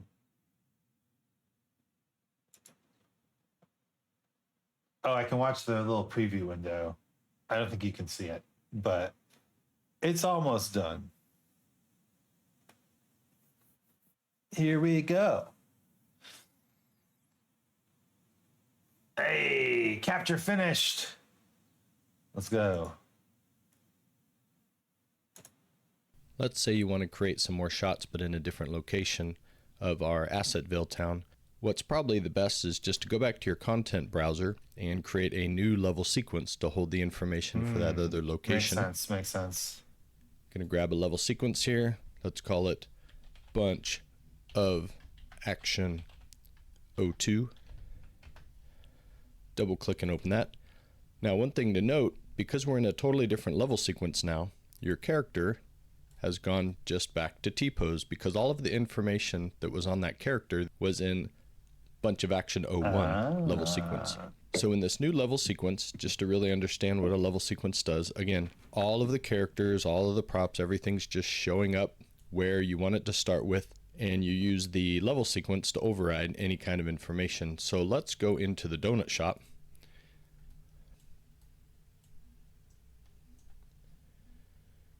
And maybe in this shot, we're not going to have much action other than just a camera panning and maybe some interactive lighting. So the level sequence can hold any kind of information. For example, let's put our camera in here. I'm going to bring in a camera. Glazed donuts are pretty dang good. Look down the counter here. They're simple. So here's a little preview of it. But to bring it into our level sequence, I'm just going to drag and drop it in here. So here's the shot of our camera. I'm not going to animate it. I'm just going to show you something we haven't talked about yet. If you have lights in the scene, so for example, I'm going to put a very bright light right here. You can animate light positions and values as well. So to add that to my level sequence, I'm also going to drag it in here. And now I have access to the light attributes. Now you'll notice I have intensity and light color. If you're curious about moving the light, you don't see it as a default track here, but it's no problem. Just go to where it says point light, add a track, and just add a transform track. So there's many more things you can animate on an object besides what it gives you by default. Anything in the light that has this little icon over here, that means it's a keyable property. You could just click on this and that will add a track as well to your level sequence. So if I add a transform track, nice. I now have the ability to move the light around just like I moved the character in the previous level sequence. But let's look at the intensity. I'm going to set a key here, and actually I'm going to drop it down to 0. Drop that light to 0. Come down a few frames and set it to 10. You get the idea. So now in the level sequence, when I hit play, I get an animated light source. So you can animate lights. You could also, if you want to do all of your editing here in Unreal, you could do that. I prefer to send it out to Premiere myself and do the editing there, but you could add an audio track. So here you'll see there's an audio track. You need to bring into your project your audio clip as a WAV file, and then you can drop it here. You would just add it as an asset type as well for an audio track. You could even add things such as a fade track. There's a lot of different things you can do with level sequences. You can make subsequences, you can bring them in a shot. So that's a little bit more advanced than just the basics of putting your first short film together. But there are different ways to work, and there's really no right way. It's kind of a whatever way works for you situation. So now that I have this little bit of a shot here, right? So I just have a light animated. I'm going to save my level sequence. And if you want, just to further that discussion of how you can work, I have 2 level sequences here. I'm going to make a 3rd level sequence, animation level sequence, and I'll call this all film. So this is the whole film all together in one giant level sequence. Remember, it's just a container. So in this case, I'm going to double click and open my all film level sequence. Going to add a track. This time I'm bringing in the other level sequences, which in this case is referred to as a shot. So I'm going to add a shot track, add bunch of action 1, add another shot, bunch of action 2, and now it is like a nonlinear editor of sorts. I'm going to add some extra frames here. You can switch between them and use my out point and drag that way out. So here's my first shot. Here's my second shot. Now if I click on the camera icon so that it's grabbing the camera from each one, I can hit play. It's playing through my bunch of action 1, and then it's going to switch over to bunch of action 2. There's actually not a lot of action in there, so it's not a bunch of action, it's a little bit of action. I'm going to stop that. If I bring this back to the end of shot 2 as my out point, I can now render this entire level sequence, again, just hitting this button here.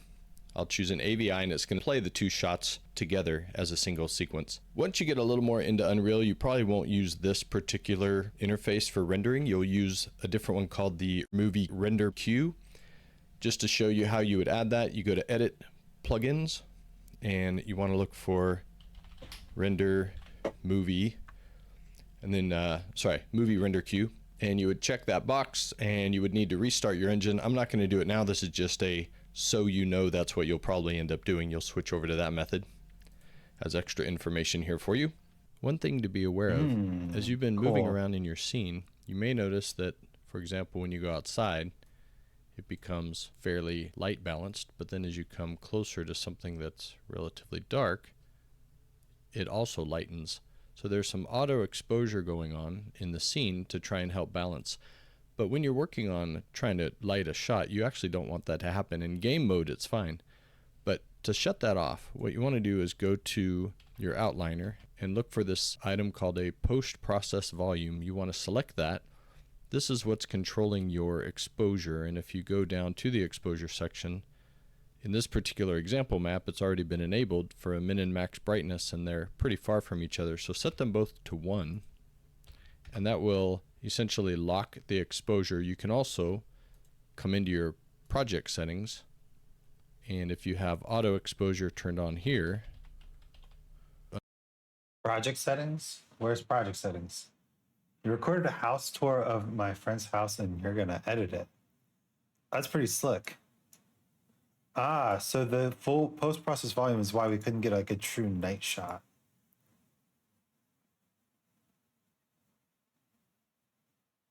You know, that looks so much better. So much fucking better. So let's check the project settings. Where are the project settings, actually? And if exposure, you can also come into your project settings. Edit project settings. And if you have auto exposure turned on here, uncheck auto exposure. And project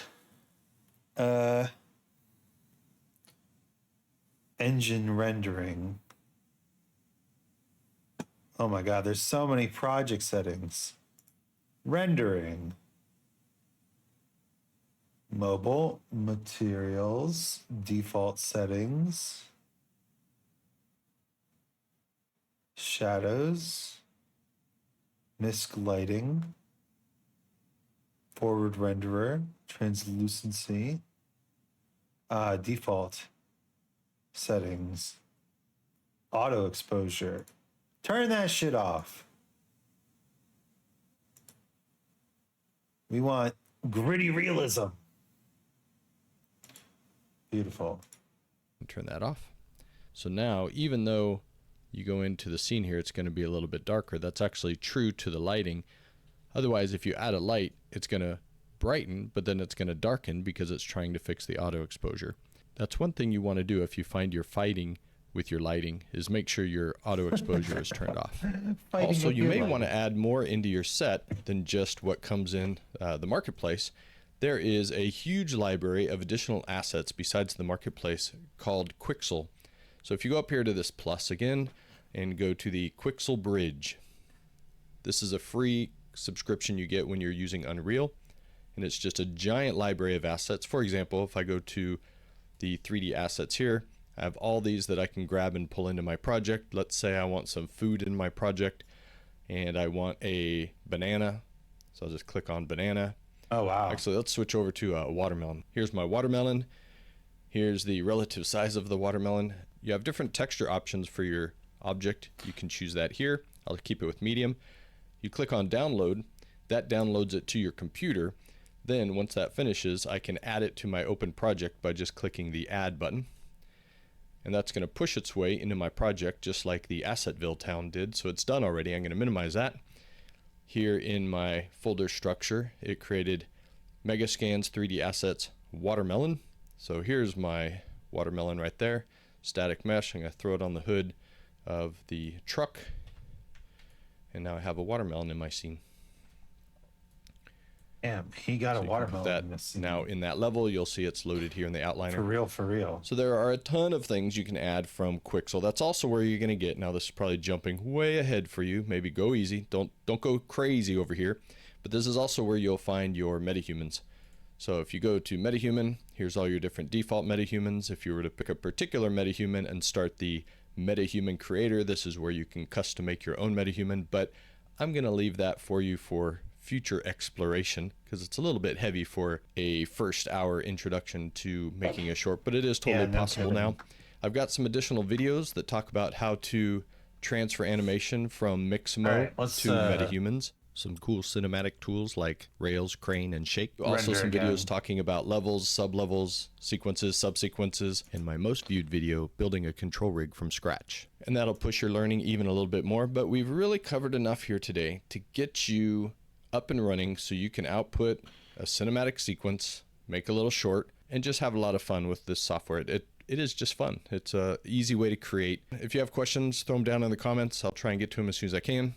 And keep exploring the channel, see what else you can do, and grow your knowledge of Unreal Engine. And check it out. We even had 9 seconds to spare. And here's a... Well, how about that? Oh my God. Tutorial complete. We did it. Actually, a really good tutorial. doesn't even get into like the higher stuff. It mentions things that need to be mentioned, like metahumans. I have heard all about metahumans, and those things are apparently a thing. Taught one of the kiddos what a big chungus is, but children know what big chungus is. Children invented big chungus. Big chungus is a child's thing. What are you talking about, Ray? What are you talking about, Ray? You can't teach the children what big chungus is. They invented it. All right. Kham Ballin. We did it. We made a video with Kham Ballin. So let's close Unity. Metahuman sounds like Zuckerberg's creation. I bet it is. I bet that's what it is. You taught the Gen Alphas. I see. You're all children. You're all children. All right. Time to finish this video. There's making a video and then there's editing a video. Well, there's not even sound in this video yet. There's Beethoven music. Ain't gonna cut it. Ain't gonna cut it.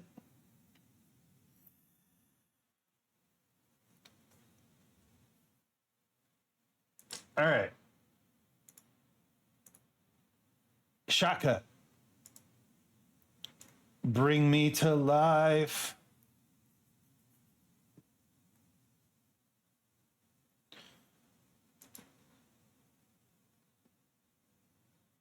It looks shitty because Shotcut is nah, Isaac, I'm old enough to file my taxes and I cry myself to sleep about it. Getting old.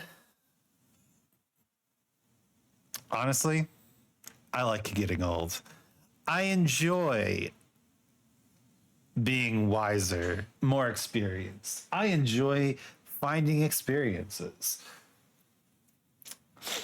It's nothing to be ashamed about, right? Nothing to be ashamed about. We've got 6 seconds of Kham Ballin in here, and we need to put music to this. So time to go into my let's see, finished compositions, random ass shit that I've written. It's one way to put it.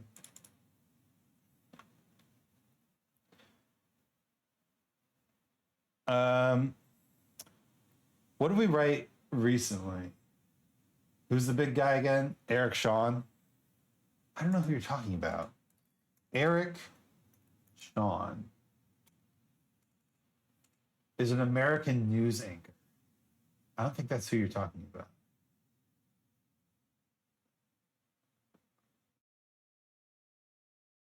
Big Sean? Big Sean? American rapper? The guy at the back? Oh. The background guy. Eric Shawn is a pun of erection.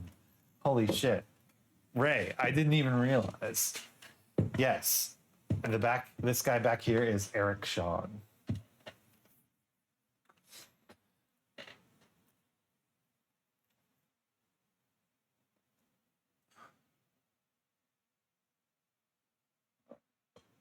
Oh, the Gigantify and Emo and the on-screen celebration use bits? Wow. Fucking fancy, I guess. Gross.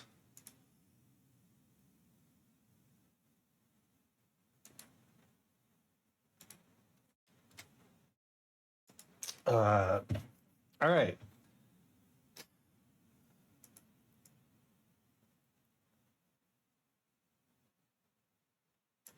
So let's pause the video here. Can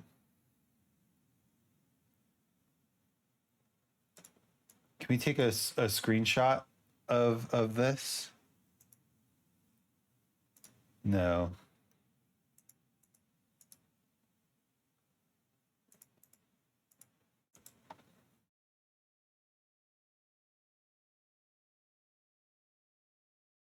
I guess what we'd have to do. You may be wise, but I am clown. Oh, actually, I had a let's important stuff, videos, memes. We're gonna save this as Kham Ballin.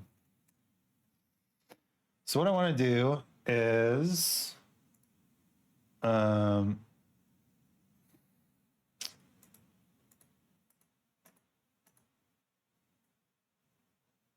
my UE5 folder. Okay, good. Open with VLC Media Player.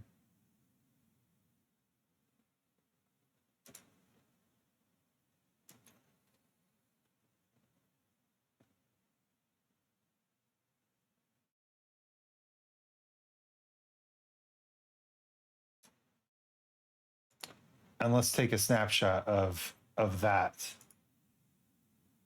And then let's go into GIMP.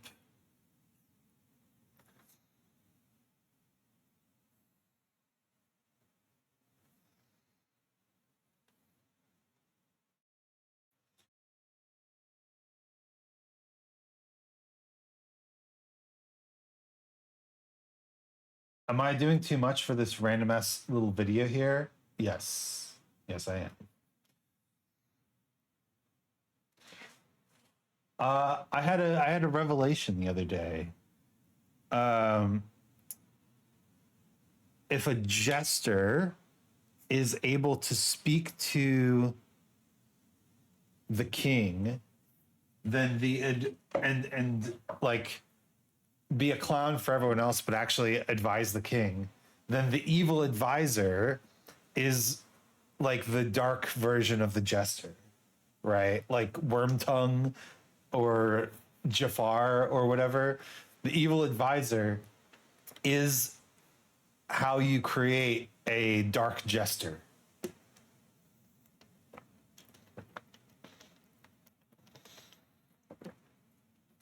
You may be wise, but I am clown. No, man.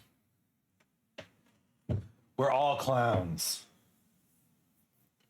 That's what true wisdom is. Be clown. Be clown. All right.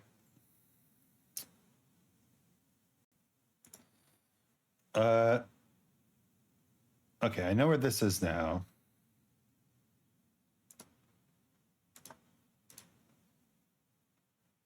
Yes, it's in important stuff, visual assets, V5. But we need to go to pictures. We need to bring in this, and let's do a cutout of our boy here. Our boy.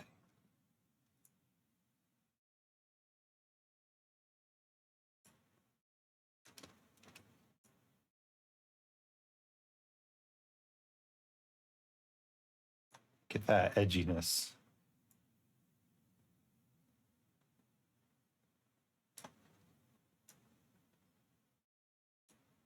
Just select the boy, nothing else. Too far. Good.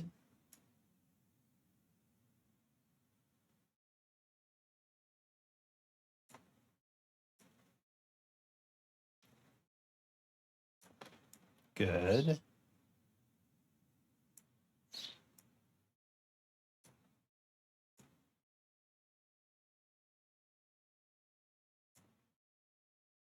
Imagine me, but all my jokes are 4chan edgy.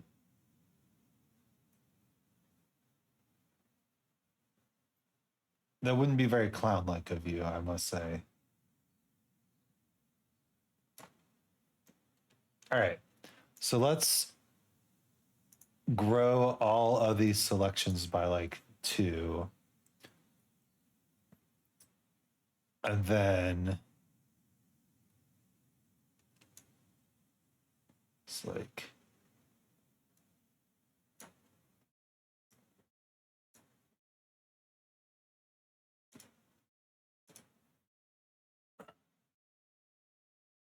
Is there a better select tool? I don't know.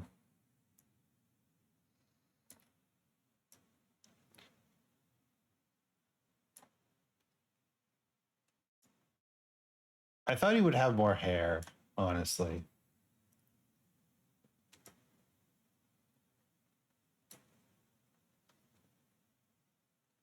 All right, we've accidentally selected some garbage. Literally.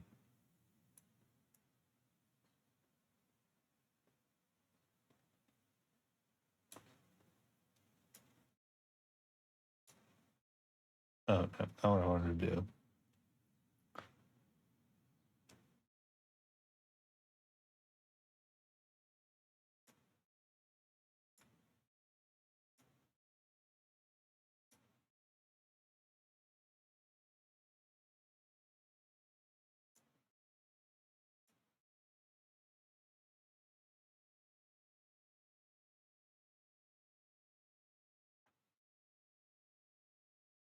Come on.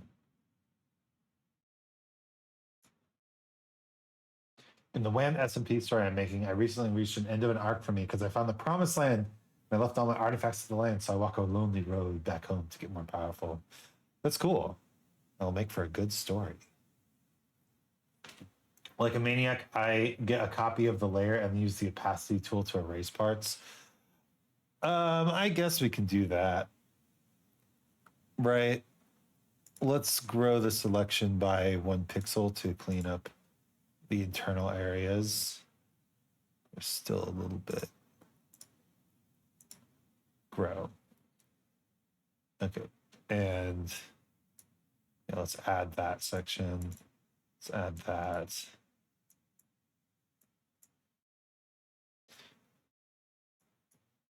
I think we've got all of Kham in here.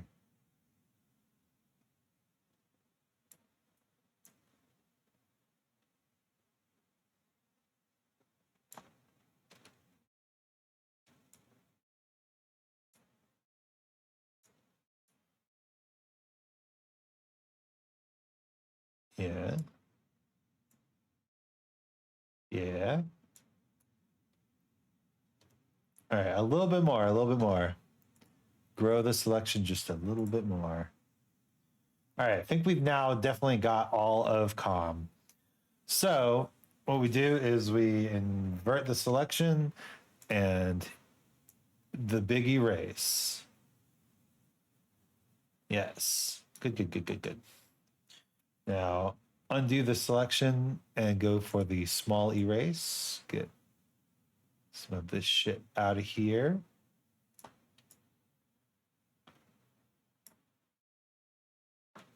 Even smaller erase.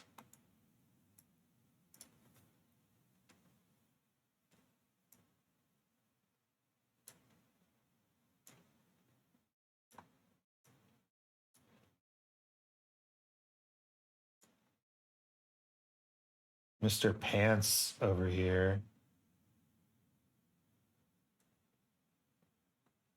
Random dude's pants getting in the way of my art.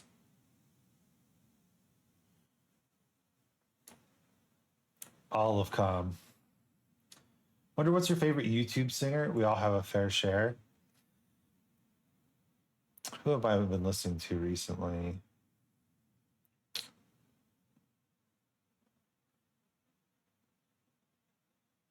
By YouTube singer, you mean someone who exclusively sings on YouTube?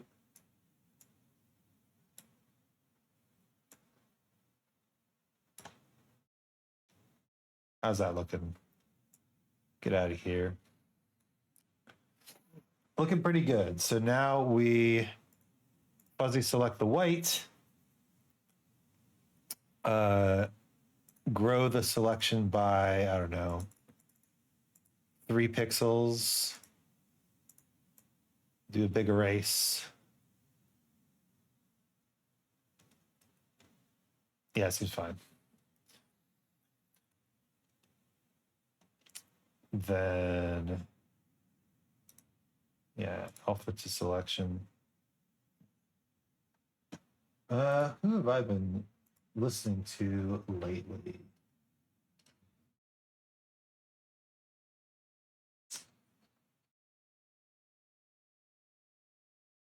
Tom Cardy is classic. Love his stuff.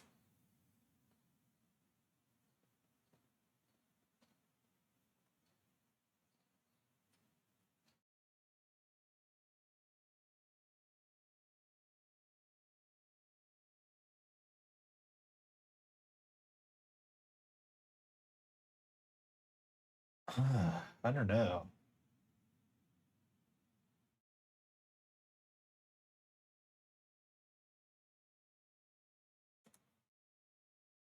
I mean, if you count VTubers as YouTube, I don't know. Would you count VTubers as YouTube singers, right? But Narissa Ravencroft. I need an alpha channel on this thing. Select the fuzzy. Alpha me. There we go. Oh, Nate wants to battle. Yeah. I know of Nate wants to battle. I used to watch the D&D show that he was in. Anomaly, aka Monarch. She's a VTuber nowadays. I know her as well. Both very talented.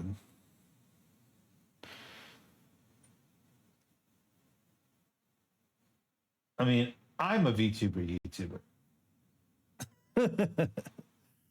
You are a V singer that I have been listening to more than others as of late. All right, alpha to selection. Add a layer.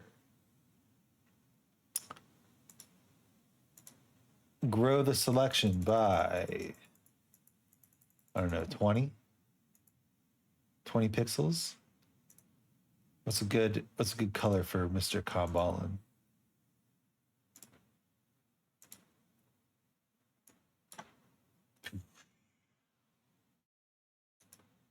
Alpha to selection.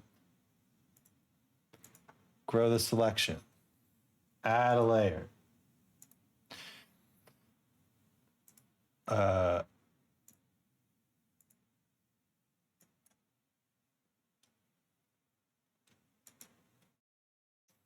Alpha to selection. Add a layer. Grow the selection. What's our last color? Orange? Yeah.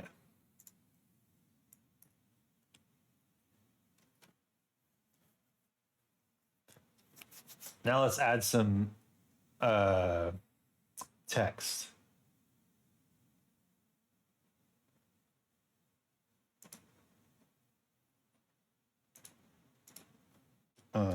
Calm.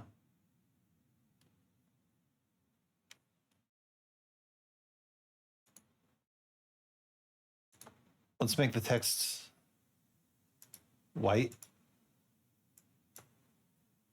Yeah.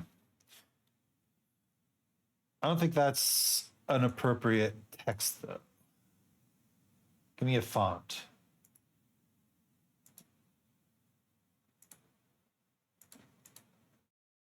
Helvetica. Such a perfect font.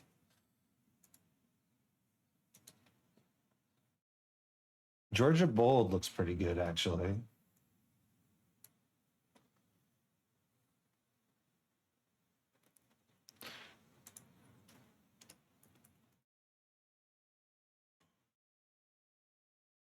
His name includes the apostrophe. You have to include the apostrophe.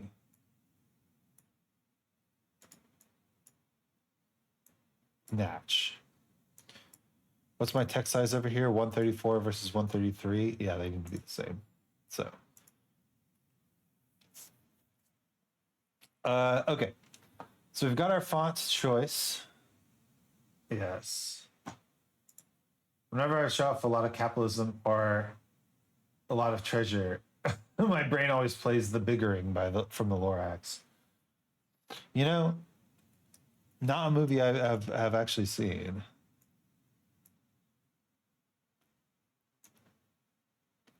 Kham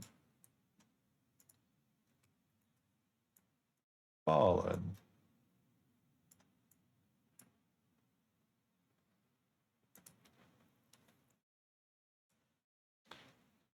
And then we basically do the same treatment, right? Grow. Add an outline. There's a shortcut for new layer.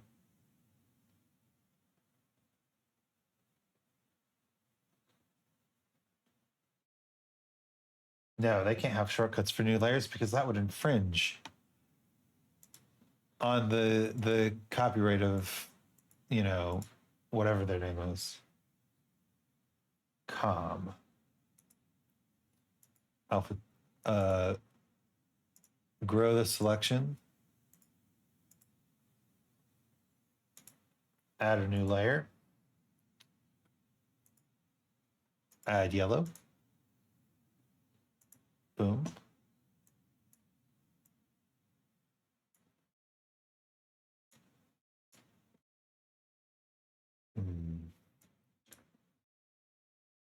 That's how it should look.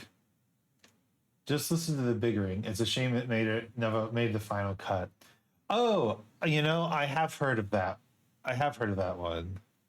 So Alt S G.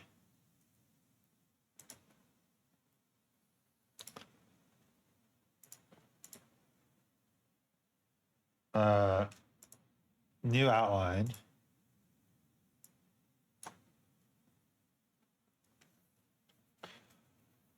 This looks kind of sick, actually, doesn't it? Let's do the same thing for Ballin. Alpha to selection. New layer with the last coordinates. Alt S G.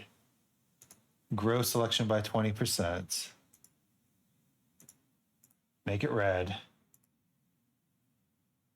Then Alt S G 20. New layer.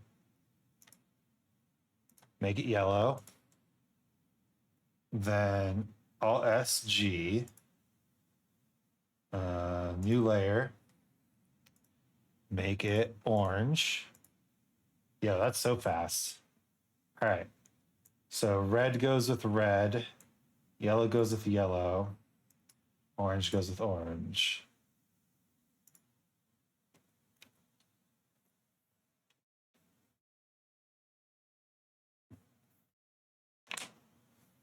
Looks kind of sick, doesn't it?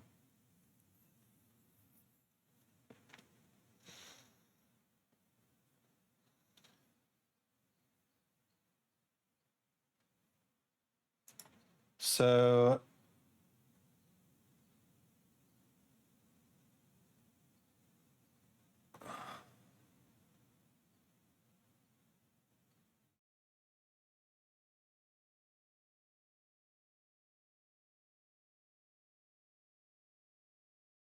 we can do animation here.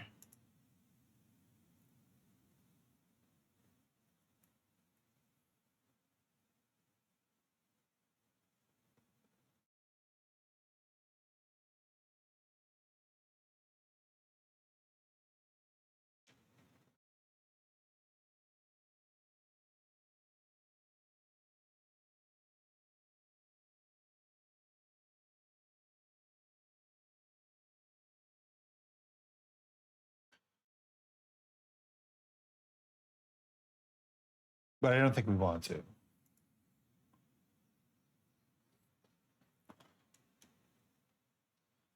So let's export this image. Visual assets, memes. No, videos, memes.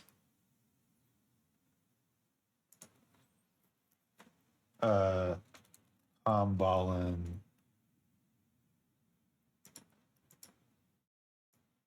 We want this to be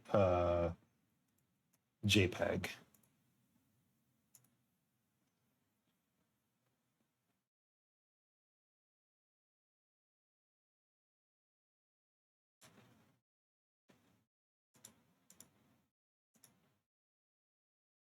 Huh?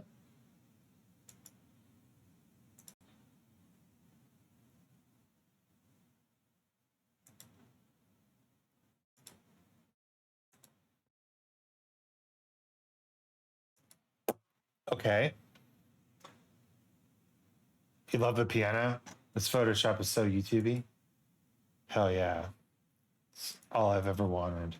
It's all I ever wanted. My videos, memes.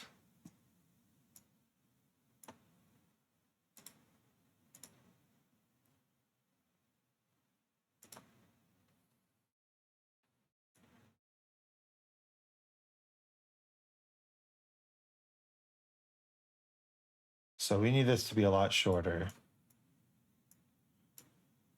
And we also need to find the moment where it lines up.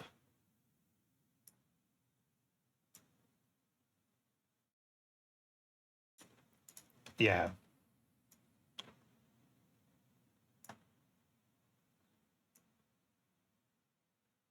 That's the moment, isn't it? It totally is.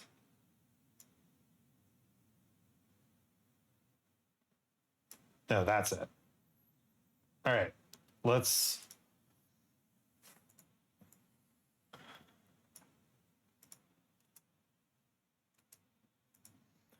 And what we can do is bam.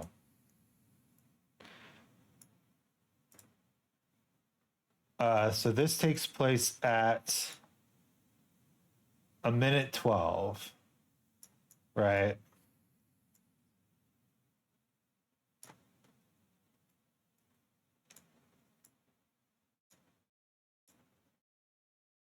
So if we line this up perfectly here, then go like this.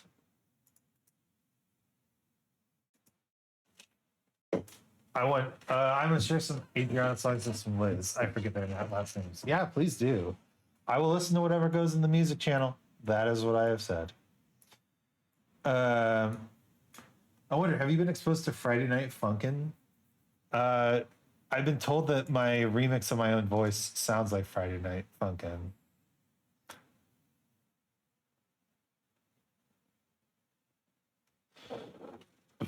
All right, we've got a special effect. Although I have to say, I expected it to be transparent.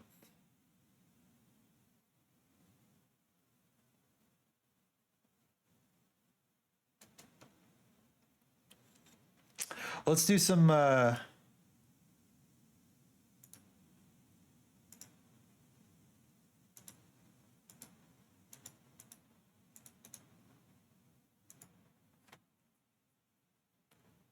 Is this good enough?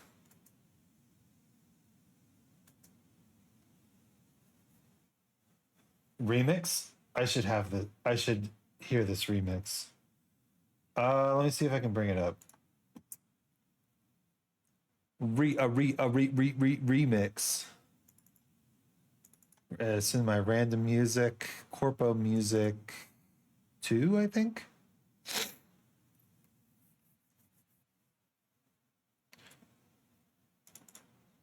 As a writer, why do I make so many spelling mistakes?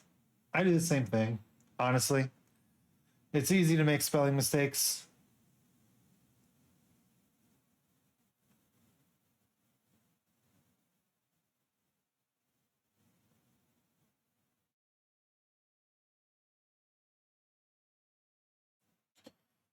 Your brain just doesn't care.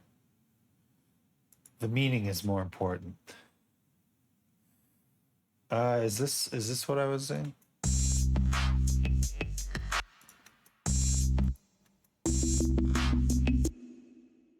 No, that's not it. Was it Corpo Music 3? Is it Corporal Music 4?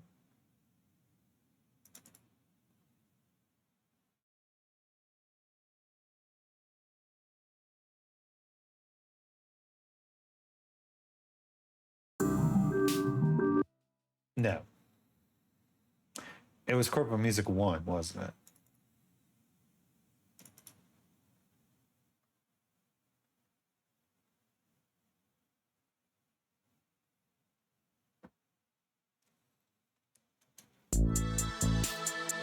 Yeah. This is it.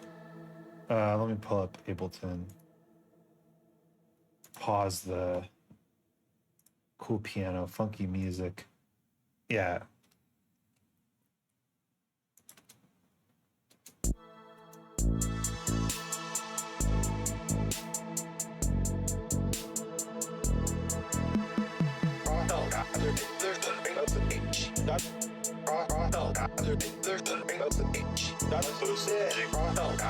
I've been told that this sounds like Friday Night Funkin', and I would agree.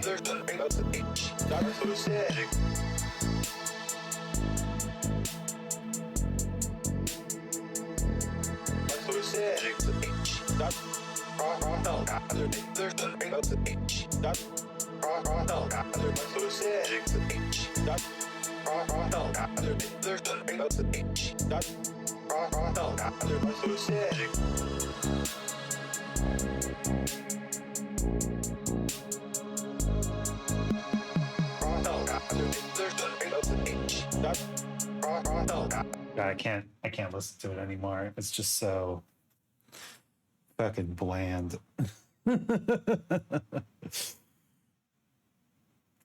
Anyway,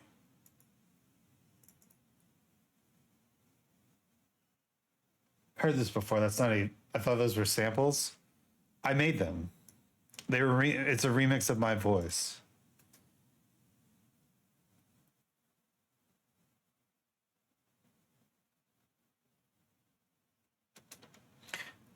All right, we've got to pull in some music here.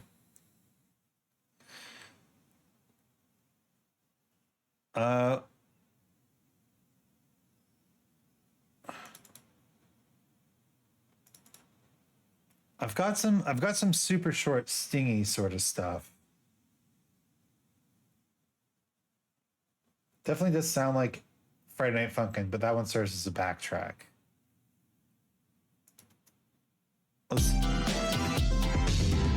Jesus. Are you kidding me?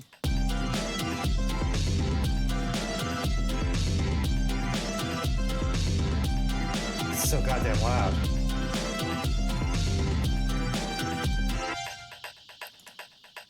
And honestly, it sounds awful. What's this one?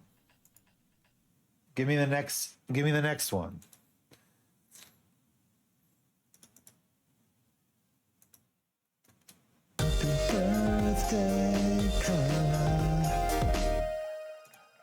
Okay, no, definitely not.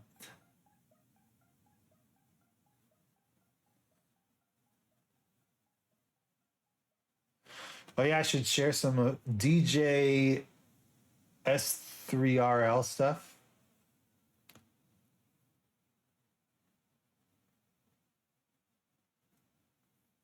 Please do. I need a soundtrack for work today. I will listen to it. No, don't say changes. There were no changes.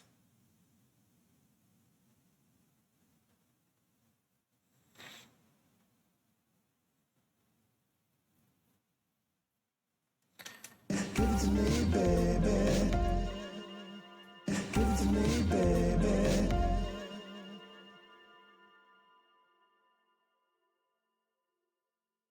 What the hell is this stupid shit? What did we make last time? Hyper funk.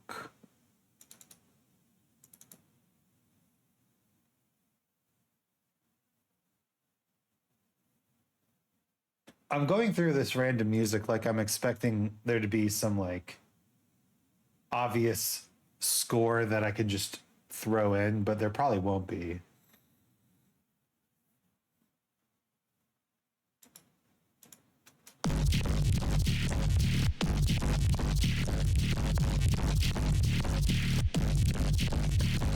Oh yeah, I remember this.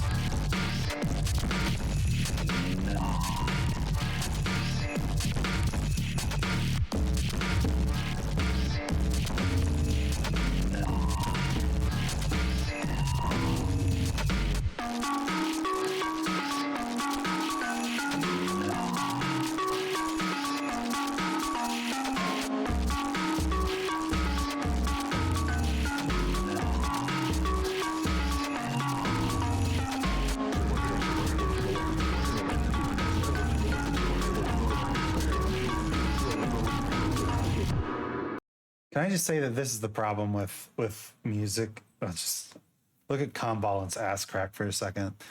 I hate everything that I made more than like a week ago because I'm in a growth phase right now. I'm doing a lot of improving.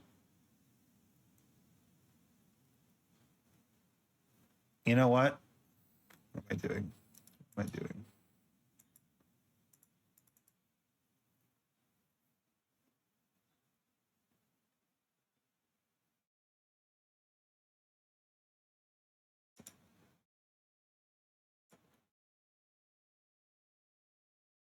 We are going to use public domain and or sound effects for this entire thing. Add audio track.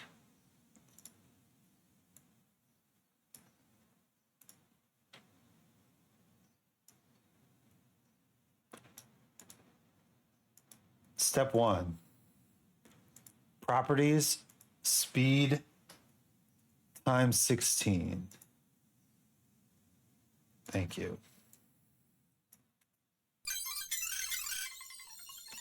That's too fast. Speed times 4.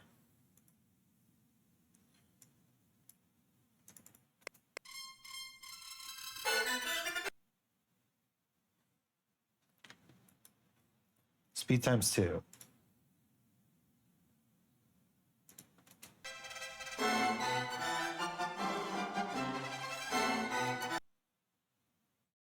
Can we can work with this?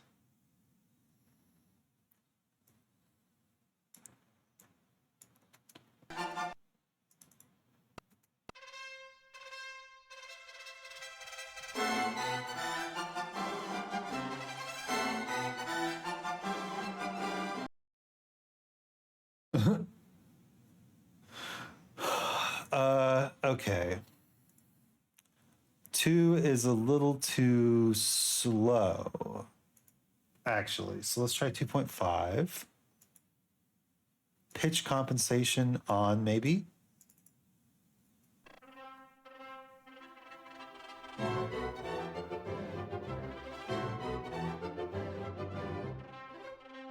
So 2.5 is definitely the speed. But can we do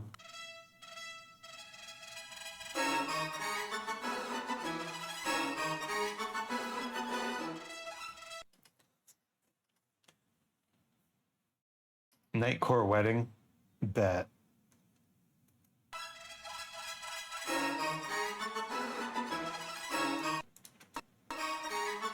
Okay, it's pretty much the same all the way through. So I think we need something else.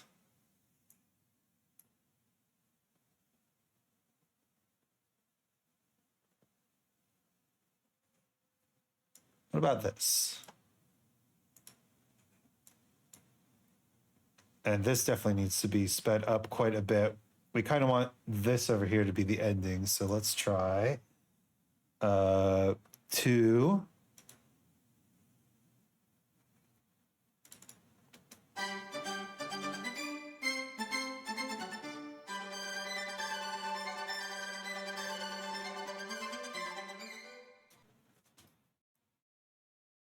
Good, but not good enough.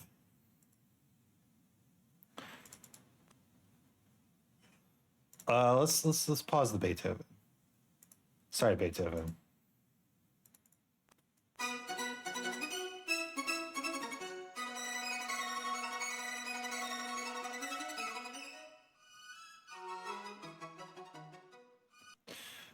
No, you know what? I think 2.2 might be the sweet spot here.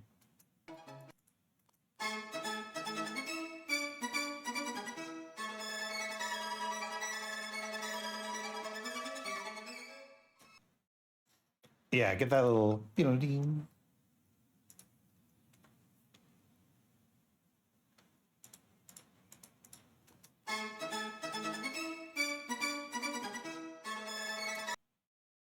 And let's see if we can't. Yeah, because we can make this variable length, right?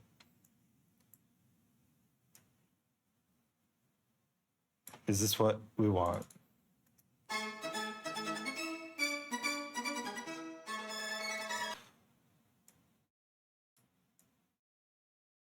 Like that?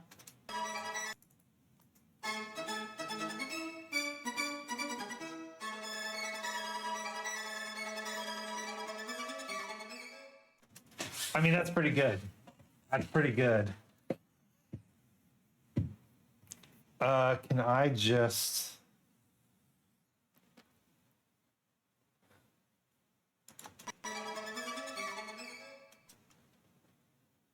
take this last frame. Right, that is a single frame.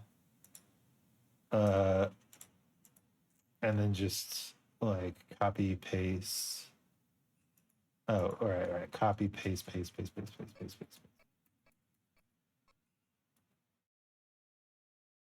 Just paste it to the end.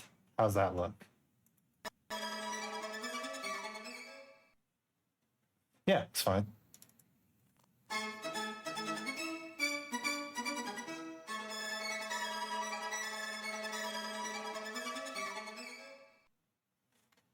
Looks good. All right, now add another audio track. We need sound effects, obviously.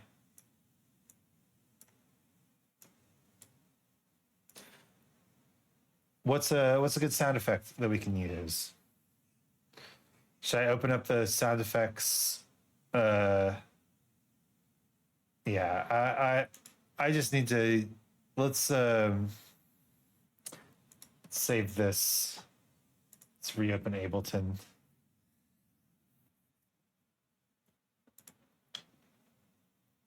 Go to the sound effects folder. What do you think?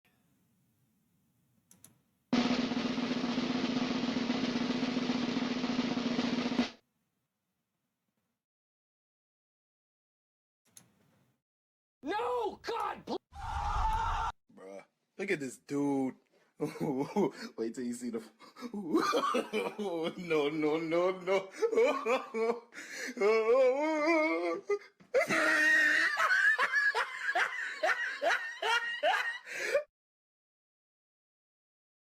Where's the Look at fucking this dude. awful? Wait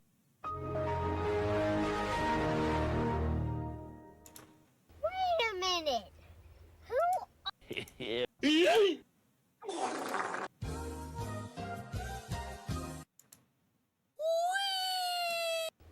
a minute. 2 hours later. Actually, Isaac, I've been curious. Can you change the key of a song just by lowering the pitch? Yes, kind of. The scream sound effect, that one. I do love that one. Kind of. You can change, so like if you have a song in C major and you raise the pitch by one step, the song will now be in D major. But you can't change a song from major to minor or something like that by just changing the pitch of the song. But you can change the key of the song, and in fact, a lot of singers will actually do that when they cover a song.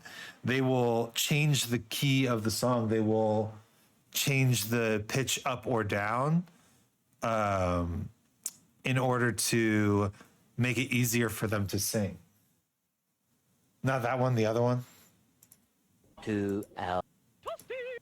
I'm over here.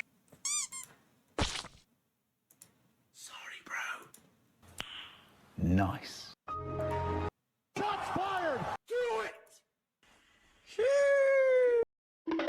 Skip it up and that up. That's the one. The scat boom. I love that one. Say what? Yeah! Oh my God! Bruh, look at this dude. Wait till you see the. Okay, we have to do that one, obviously.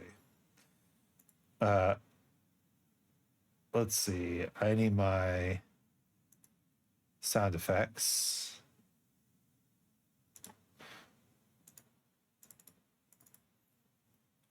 Never mind. Just send me your collection of sound effects. I would love to share sound effects. I pulled these out of a video that was like sound effects for editing on YouTube.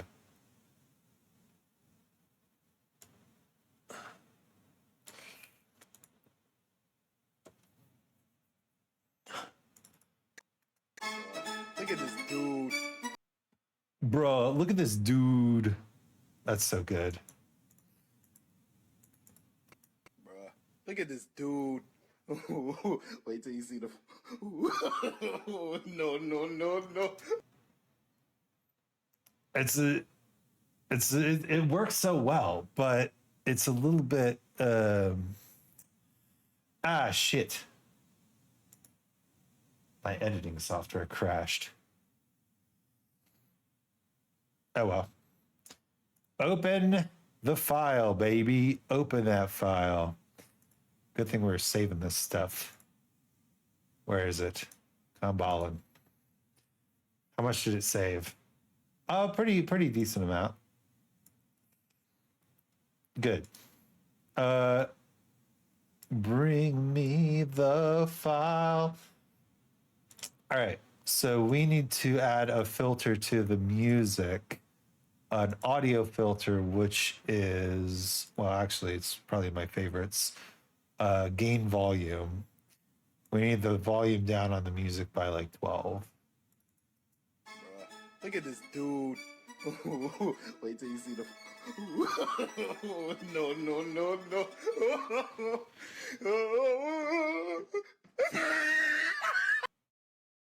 My software crash, words that would make me cry. You must be stronger than that, Ray. You must be so much stronger. You have to be stronger than the software. Sorry to spam, but I'm gonna send songs.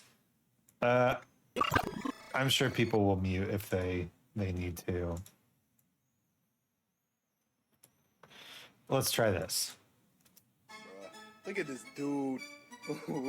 Wait till you see the.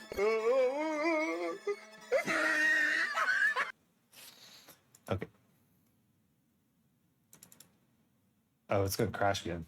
Hey, why are you so crashy today? Is it because I have live open?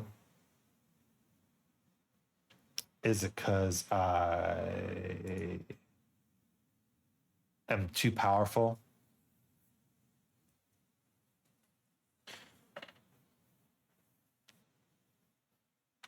I'm far too powerful. That's the problem, of course.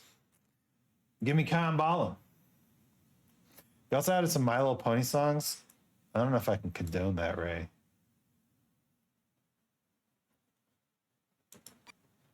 Let's cut this here. And then line up the he, right? Bruh, look at this dude.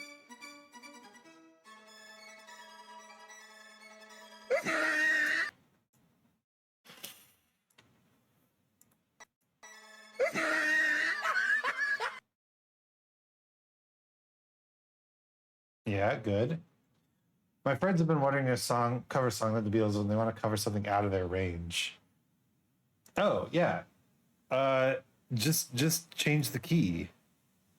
That's all.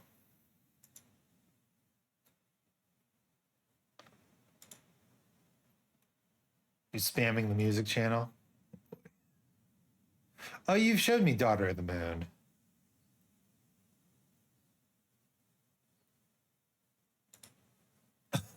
All right, three posts is not spamming, but that's probably enough for me to listen to for a little while.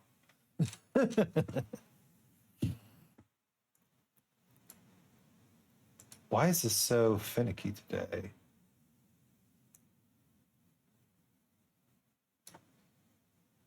Save.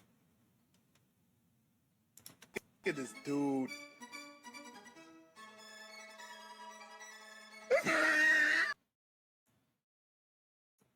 Adjust.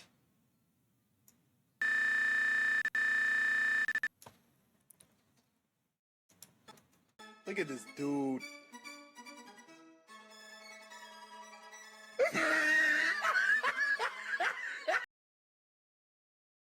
Good. You're posting 10? Okay. I mean, that's fine too. I'll listen to him. Eventually. No promises. All right. Look at this dude.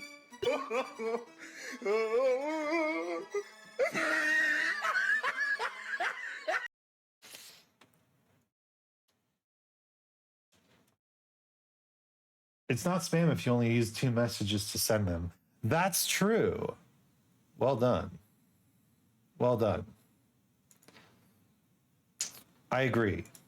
That is not spam.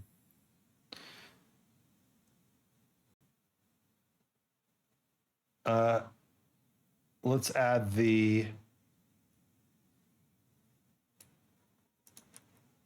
All right.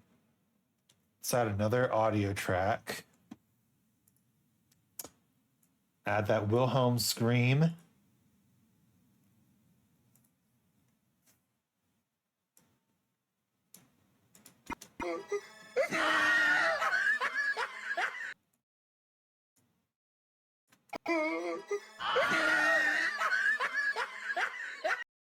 Very good. That frame sounds like Godzilla's nuclear beam. Oh, yeah, when I was, yes, raised a little bit behind. That's okay, though. I know what you're talking about, and I agree. Let's make this... Wait, no, actually, we can compress the shit out of it. Give me my audio compressor. Give me my audio compressor.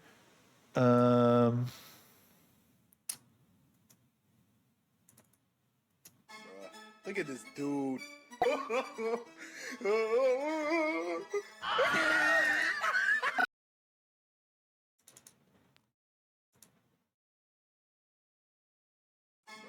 Look at this dude. All right, lower the threshold. Increase the makeup gain. Look at this dude.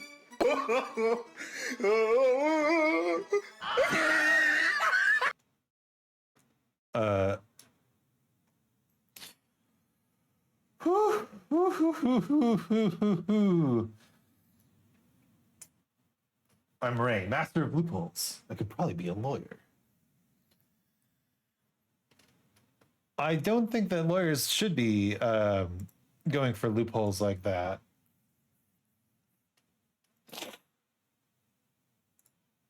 But maybe that's okay. Maybe you can do that. Oh, we lost the Wilhelm scream. Damn it. Okay, but before we do the Wilhelm scream, Look at this dude.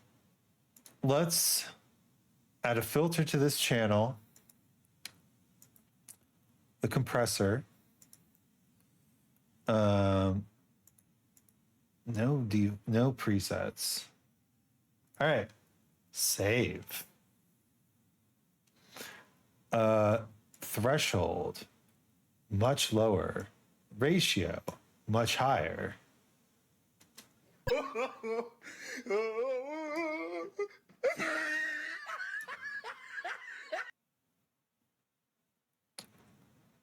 My attack needs to be much faster, and my release needs to be much faster.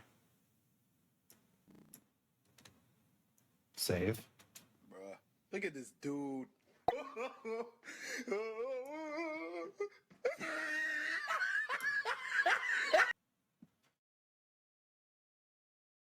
All right, let's add a little fade in here.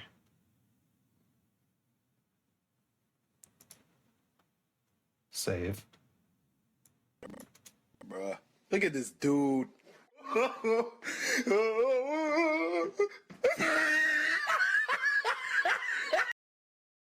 Good, good, good. I know that's still illegal, but Saul Goodman. Saul Goodman did it. All right. Then we add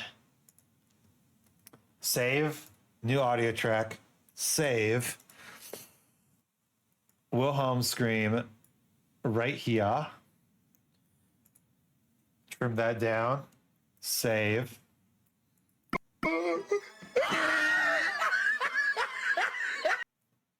Saul Goodman is a pun. If I use everything, is everything Saul Goodman? It's all good, man. It's all good, man. Let's just get you.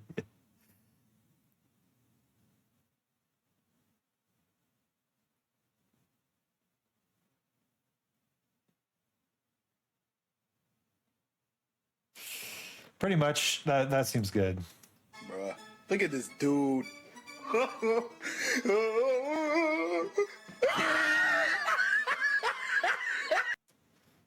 Yeah.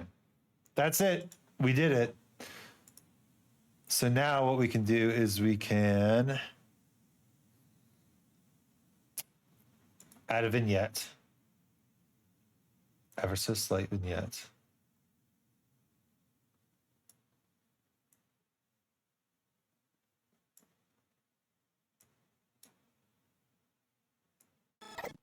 Bruh, look at this dude.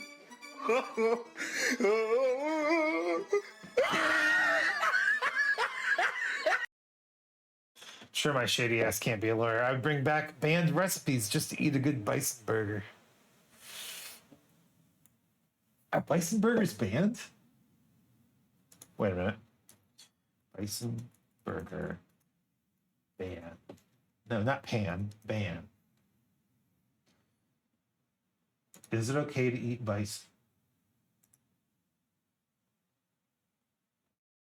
Why is bison meat not popular? There's a lot less available. That's fair. It's more expensive.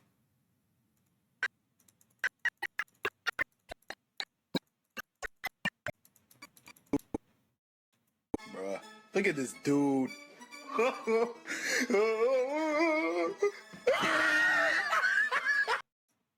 Okay, can we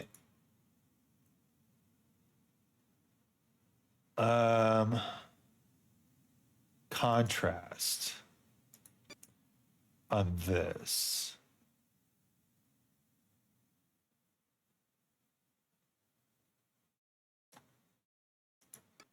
Look at this dude.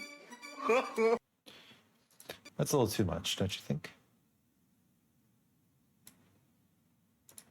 Look at this dude.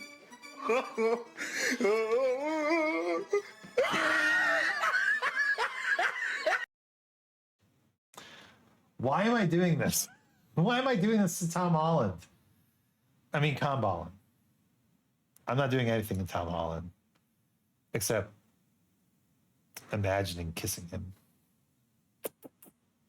Delicious. Give me a video thing. What do we want to do?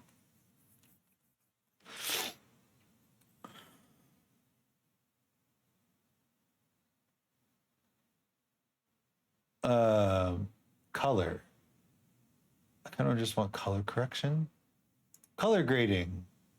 I don't know what color grading necessarily does. Shadows. Oh. Huh. Huh. Midtones. Highlights. Make the highlights green. That it doesn't like that.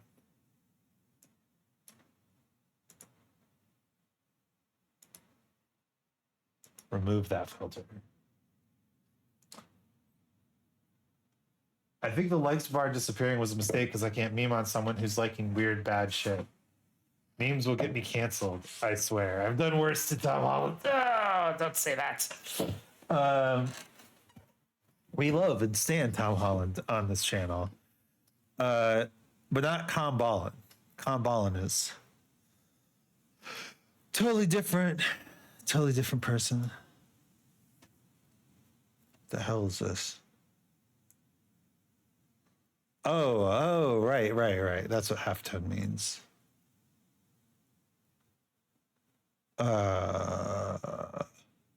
Glitch? Glow? Gradient?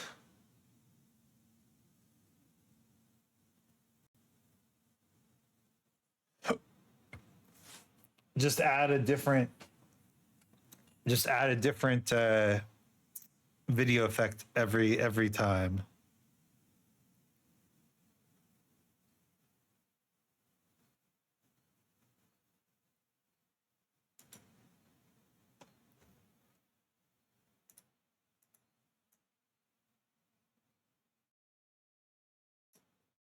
Look at this dude.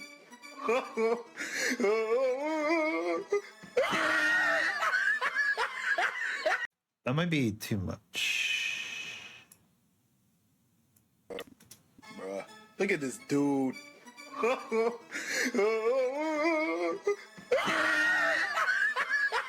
Yeah, I don't like it. I don't like it. What else is there? Technicolor? Bruh. Look at this dude.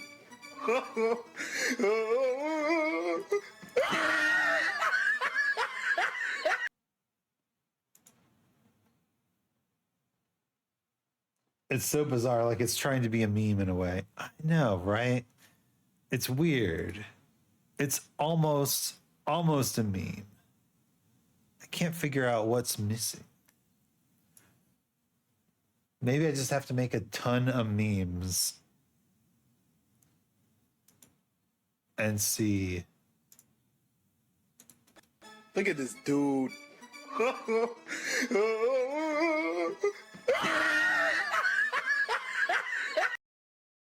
Wild. I don't know what half these effects do. Vertigo, wave, white balance. Bruh. Look at this dude. Bruh.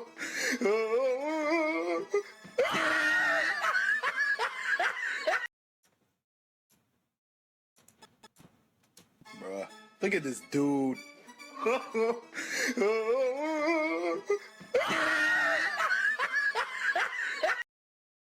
don't even know if I like the vignette. Let's turn it off. Bruh. Look at this dude.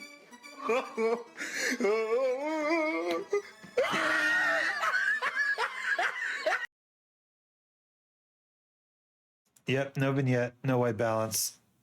Just pure, Bruh. unfiltered. Look at this dude.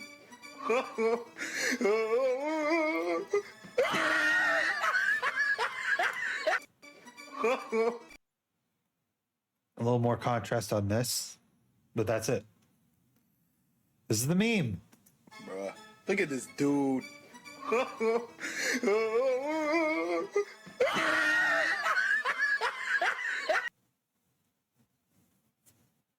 For me, shit posts tend to be close to memes.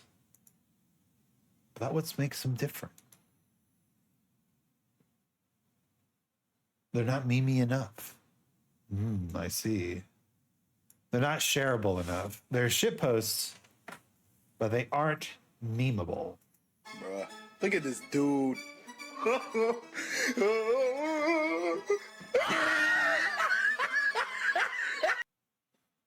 We need wet fart sound effects at the end? You're a visionary, Ray. A visionary! Oh, and it's the perfect length, too.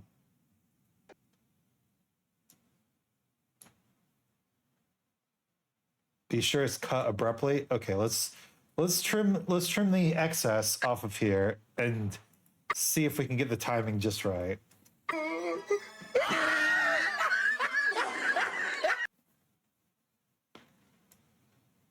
A little too early, huh?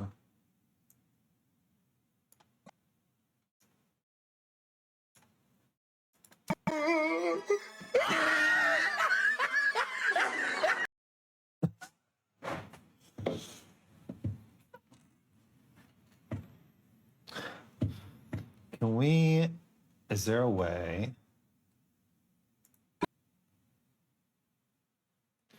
Is there a way I can take these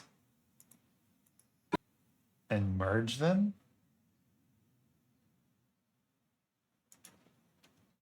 Let's save before I do this. Okay. Let's try. Do you have a camera shake effect? That's what I'm thinking. That's what I'm thinking.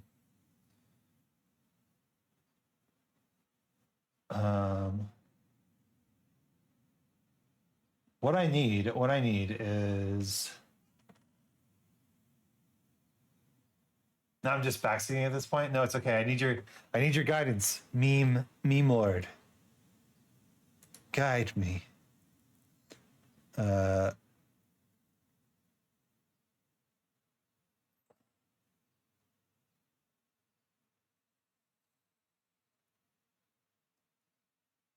How do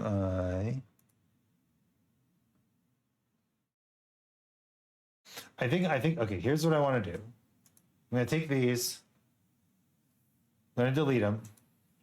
I'm going to take this clip and lower the speed down to like 0.009. No, 0.001. Apply. It won't let me do that. Speed by half. Apply. Speed by. I think maybe it's only one frame. It's only one frame, so maybe it can't.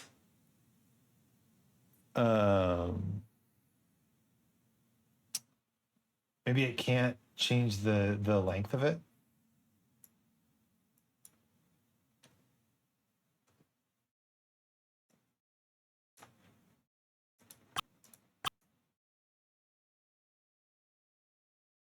So now if I do this and we change the speed to, instead of 0.5, like 0.00001, apply.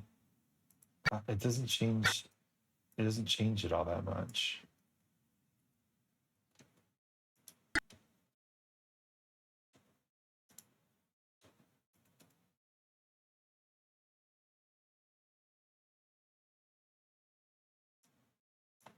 Okay.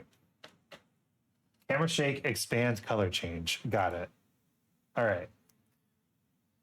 Let's go to the filters on this track.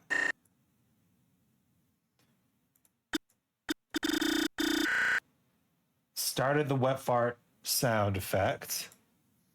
So give me a camera shake.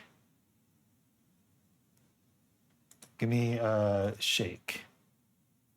Nervous? Is that what they call? Random shake, twitch, glitch, nervous. Okay. Yes. So what we want is we want to keyframe this. Oh, we can't keyframe this. Fuck. Okay.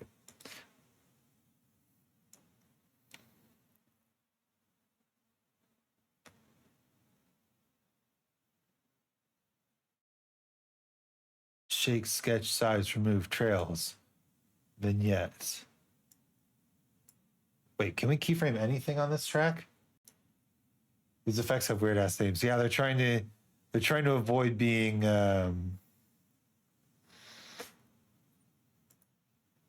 okay, we can keyframe things on here. They're trying to avoid getting sued, essentially. Size, position, and rotate. Okay. Yes. So let's keyframe. Yep. And then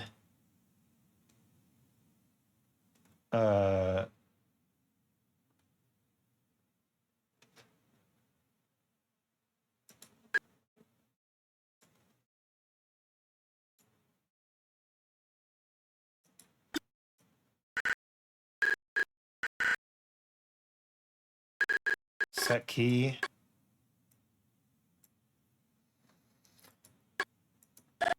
I'm sure there's an easier way to do this, but I don't know what it is.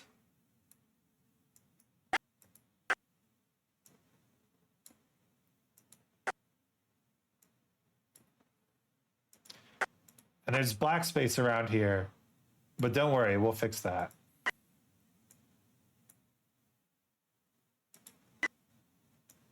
Just make a bunch of shakes. You'll get there eventually. I know, it's just like experimentation and seeing what people have done. Everybody's using Adobe After Effects or whatever. And I don't want to. I don't want it. I don't want to use that.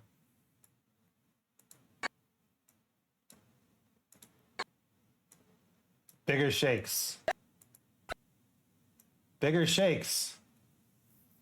Yes, we will zoom in afterwards. We've got to add all the big shakes.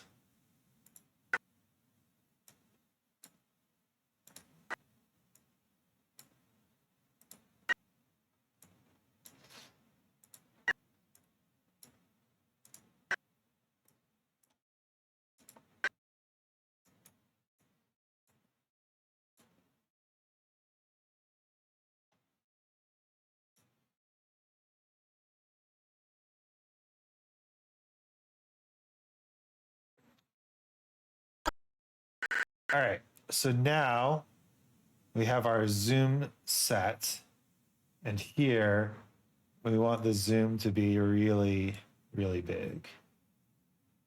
So we get like this.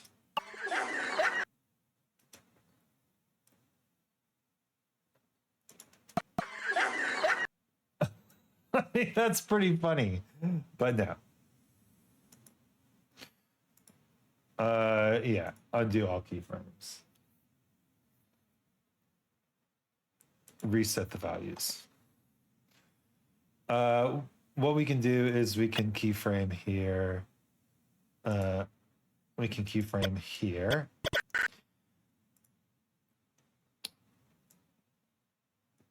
You know what we can do? You know what we can do? I think I figured it out. So let's cut this here, save, add a video track, and then we'll sneakily change video tracks. But this track we can put our special effects on. So this track gets no special effects. This track gets all the special effects. So now we can do the sneaky, nervous thing.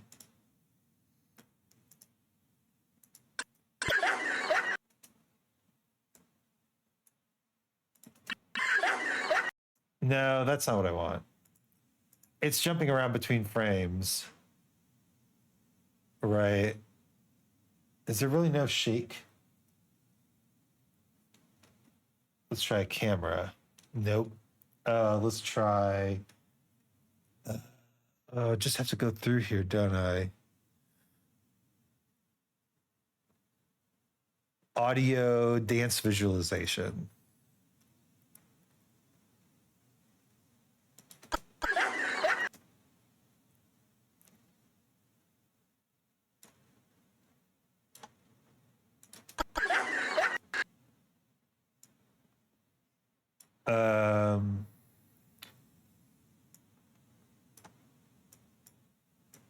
Maximums. What the heck? I don't know. I don't know. Try the word tremor. Okay. Nope. Nothing. An adjustment clip. Is that what they're called? Choppy. Camera hold, D-band, distort, dither, elastic scale, fade in, fish eye, flip, glitch, glow, gradient, halftone, invert colors, motion tracker, nervous, no sync, noise, opacity, posterize, reflect, scan line, CP tones, sketch, spot remover, threshold timer, trails, vertigo, vignettes, wave. What was there? I don't think they have just a camera shake.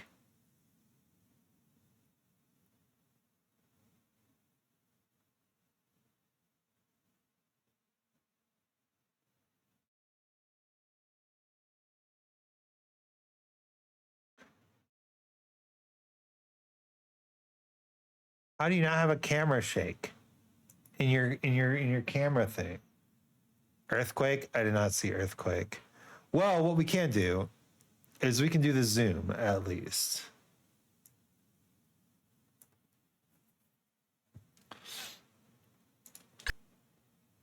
We can take this,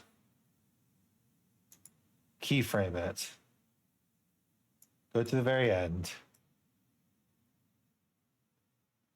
zoom in on that ass. Perfect. Now it should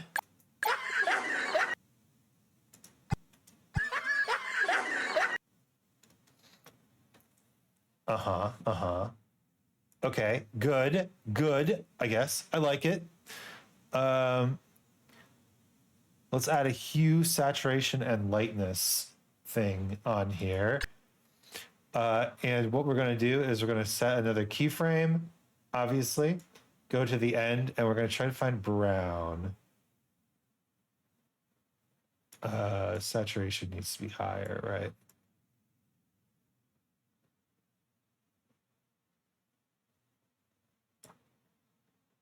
That's nice.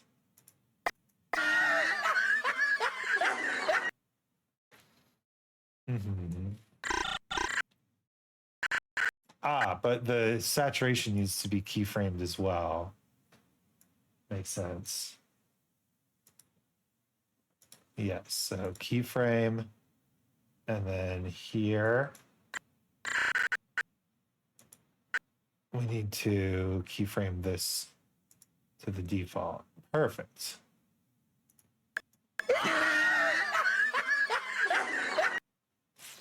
Almost there. How do we explain this to me? I made this meme and my friend helped me to amplify his explosive diarrhea with these effects. Don't think about what Lumi thinks about. That's my job. I'm stabilize, de-shake, stabilize,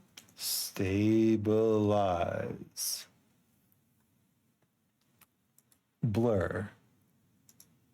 No. I know, but the convo is going to be hilarious. I'm just going to show her what I made, and I'll be like, I turned it into a meme. And she'll be like, that's a meme.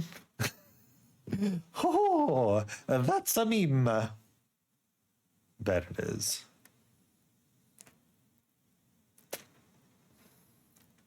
Maybe we could do it with a distort effect. Fisheye, flip, glitch, glow.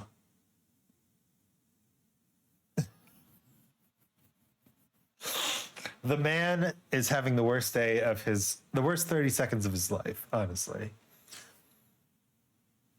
Fisheye might do it. All right, let's try fisheye.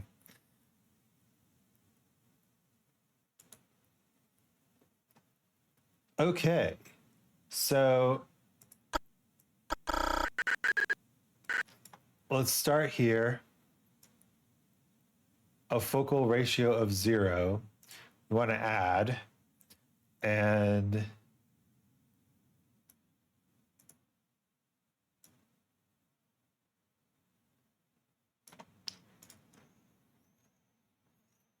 We're doing a butt exam on this homie. So sad. Happy Pride. Thank you. Happy Pride.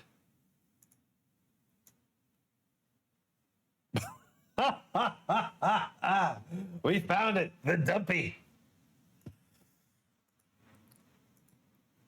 Is that what we want? That is absolutely what we want. All right.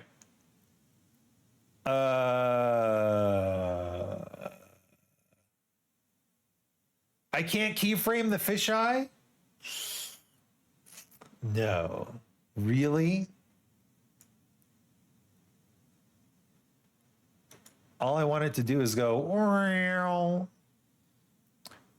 I want that perfectly round dumpy. Fuck. Why can't we keyframe this? All right. Excellent idea. Excellent result. Unfortunately, the execution is impossible. Let's keep trying something else.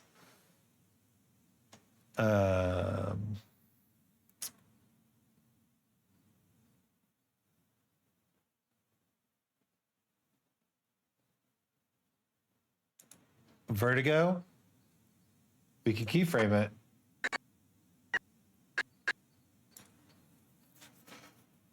That does actually look like it will work. Yeah, I think that is what we want, huh?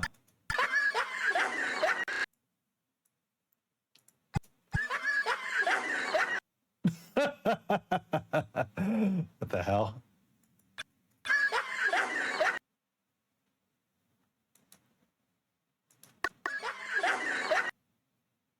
Yeah, that's pretty good, actually.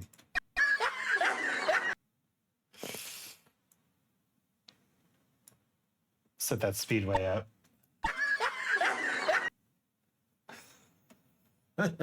You have a dent effect. I don't think so. Nope. I wonder, give me just a second. Let me see if there's a shortcut filters. Full list of features. How to install a filter set. Okay, good. So let's try shortcut filter set.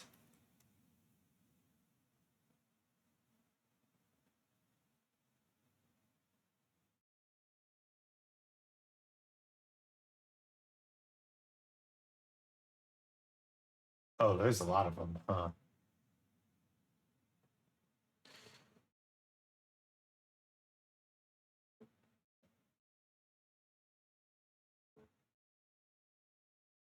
Yeah. All right. I think this works though. I think this works. All right, let's go back. Bruh, look at this dude. Also, I think instead of contrast, we want sharpened.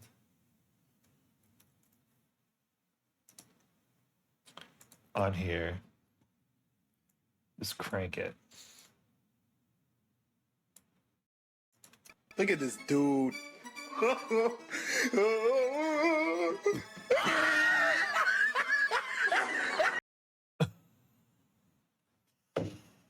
Used to Da Vinci, like talking about Python to a Java programmer. Don't tell me that I'm the Java programmer. It's good enough. Bruh, look at this dude.